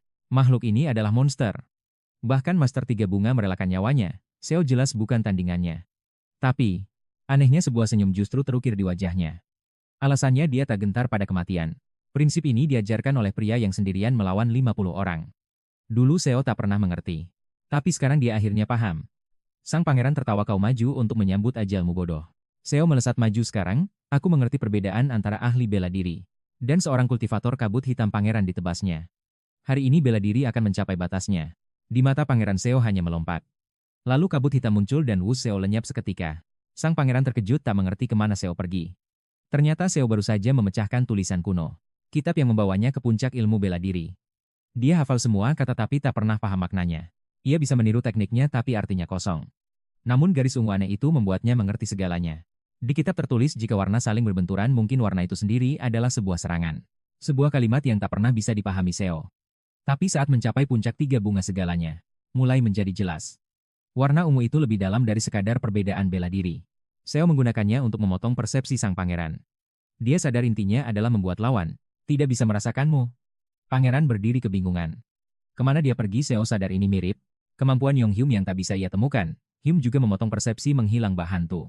Inilah ilmu bela diri yang setara dengan kultivator. Teknik yang diciptakan untuk melampaui langit. Kini pedang Xiao sudah menempel di leher pangeran. Tapi bilahnya terhalang aura tak kasat mata. Trik apa ini tanya pangeran terkejut. Xiao juga kaget serangannya menabrak perisai aneh. Tiba-tiba dia terlempar ke belakang dengan keras. Xiao jatuh saat pangeran bergerak cepat. Pangeran tertawa trik lemahmu cukup menghibur. Tapi sekarang semua sudah berakhir. Kau bukan apa-apa di depan kultivator sejati. Badai tornado besar terbentuk di depan Xiao. Bila-bila angin tajam keluar dari tornado itu. Xiao mencoba mundur untuk menghindar. Tapi semua di sekitarnya terpotong hancur. Dia tak bisa mendekat seinci pun saking bahayanya. Kalaupun dia berhasil mencapai pangeran dia harus tahu cara menembus perisai pertahanan itu. Menghindarinya mudah. Masalahnya kultivator memakai energi spiritual dan Xiao akan lelah lebih dulu. Dia tak bisa mempertahankan pertarungan ini lama. Dia harus menyelesaikannya dengan sangat cepat. Dia harus berevolusi ke puncak sekarang juga. Wajah pangeran tampak bingung. Apa yang kau lakukan kau sudah lelah satu bila angin lagi melesat ke arahnya. Xiao memakai teknik memotong gunung membelah bilah itu. Pangeran syok bagaimana mungkin. Xiao merasakan kedua pedangnya menahan sakit luar biasa. Mustahil untuk melawan balik sekarang. Teknik terhebat dalam hidupnya diaktifkan. Ini bukan teknik biasa tapi sebuah lukisan utuh. Bagaikan puisi gunung yang hidup di tengah pertarungan. Dia terus menyerang tanpa henti. Dia takkan berhenti meski tubuhnya robek. Dia berdiri kokoh seperti batu karang. Pangeran terus menyerang tak mengerti bagaimana manusia ini bertarung dengan nekat. Sebuah mulut raksasa muncul dari tornado matilah kau sekarang Xiao yakin kali ini. Dia takkan bisa lolos. Instingnya berteriak satu sentuhan serangan ini akan membunuhnya. Tapi dia tak merasa takut. Tanpa sadar dia mengikuti jejak garis ungu itu dan berpikir. Biru adalah garis pertahanan. Merah adalah garis kehendak untuk lolos. Mungkin ungu adalah campuran keduanya. Perlindungan sekaligus serangan kebencian sekaligus niat untuk menghalau. Monster itu maju dan Xiao paham. Dia selalu berpikir dialah yang melihat serangan musuh. Padahal dari sudut pandang musuh semuanya terbalik. Biru yang ia lihat adalah merah bagi musuh, dan merah yang ia lihat adalah biru bagi lawannya. Semua garis sebenarnya berwarna sama. Hanya sudut pandang yang membuatnya berbeda. Dia mencapai level di mana dia bisa melihat pantulan dirinya di mata lawan. Dia kini paham apa itu puncak tiga bunga. Ternyata selama ini energinya terbuang sia-sia. Dengan pencerahan ini bisakah dia membalikkan takdirnya? Jurus pamungkas ini hanya butuh sedetik untuk membakar segalanya. Sekarang dia paham esensi bela diri, bukan sekadar kekuatan tapi pemahaman akan musuh dan alam semesta. Dengan pencerahan ini dia mendaki gunung. Wujud akhir jurus penghancur. Diaktifkan. Tebasannya melesat lurus menembus mulut kadal raksasa itu, asap dan debu mengepul di mana-mana, sementara itu para pengawal yang terpaku hanya bisa menonton. Hasil pertarungan ini seolah sudah ditentukan, perlawanan adalah sia-sia. Manusia biasa melawan seorang kultivator. Seniman bela diri tak punya peluang melawan yang abadi. Tapi apa yang mereka saksikan sungguh tak bisa dipercaya. 3 bunga di puncak kepala Sayo. Tampak mekar dengan sempurna. Dia sadar seluruh energinya kembali. Mengalir deras ke dalam tubuhnya. Dia menarik nafas dalam dan merasakan segalanya. Max Lai tak mengerti apa yang Sayo lakukan. Dia hanya memerintahkan pasukannya untuk bersiap. Sang pangeran melepas jurus lain dan berteriak hanya menangkis satu serangan. Jangan berlagak sombong. Tiba-tiba 4 naga energi muncul, namun Sayo segera melesat maju. Dia merasa monster seperti ini takkan bisa membunuhnya. Setelah mencapai level 3 bunga dia mengerti bahwa puncak transendensi dan tebasan gunung adalah 2 bagian dari jurus yang sama. Para naga terus maju, dan Sayo berdiri siap. Dia menggabungkan kedua jurus itu menjadi satu combo mematikan. Aura harimau raksasa terlihat terbang di angkasa. Cahaya transendensi puncak itu aktif dan melesat ke arah McLeay. McLeay mencoba bertahan. Dia melepas ledakan lain ke Sayo dan berteriak hentikan trik bodohmu itu. Kau pikir bisa melampaui takdirmu? Sayo yang nyaris tak terlihat menyadari sesuatu. Jurus kultivasi itu adalah konsentrasi dari ribuan bilah angin. Tapi tetap saja dia melihat celahnya. Dia mengaktifkan 2 jurus. Jurus penghancur gunung dan lukisan pemandangan. Sekarang dia merasa, dia bisa menghentikan badai bilah aneh ini. Max Lai berdiri kaku, dia tak paham apa yang Sayo rencanakan. Sayo berjalan santai ke arahnya dan berkata, sekarang aku paham. Kenapa dulu aku tak bisa menembus pertahananmu? Tapi kali ini energi pedangku benar-benar berbeda. Sayo menebas leher McLeay secara langsung. Darah menyembur dari sang kultivator. Dia mencoba menutup lukanya lalu melepaskan ledakan lain. Tapi Sayo hanya memantulkannya dan tetap berdiri di tempat. Sambil memegang lehernya McLeay berkata jangan mendekat. Kau mau ledakan lagi? Dia mencoba kabur dengan mengirimkan rentetan bilah angin. Tapi Sayo muncul di belakangnya dan berkata hari ini kau takkan bisa lari. Lalu menebas tubuhnya menjadi 2. Hanya bagian atas tubuhnya yang jatuh ke tanah. Sang kultivator tak percaya dirinya kalah, dia berbalik dengan kaget.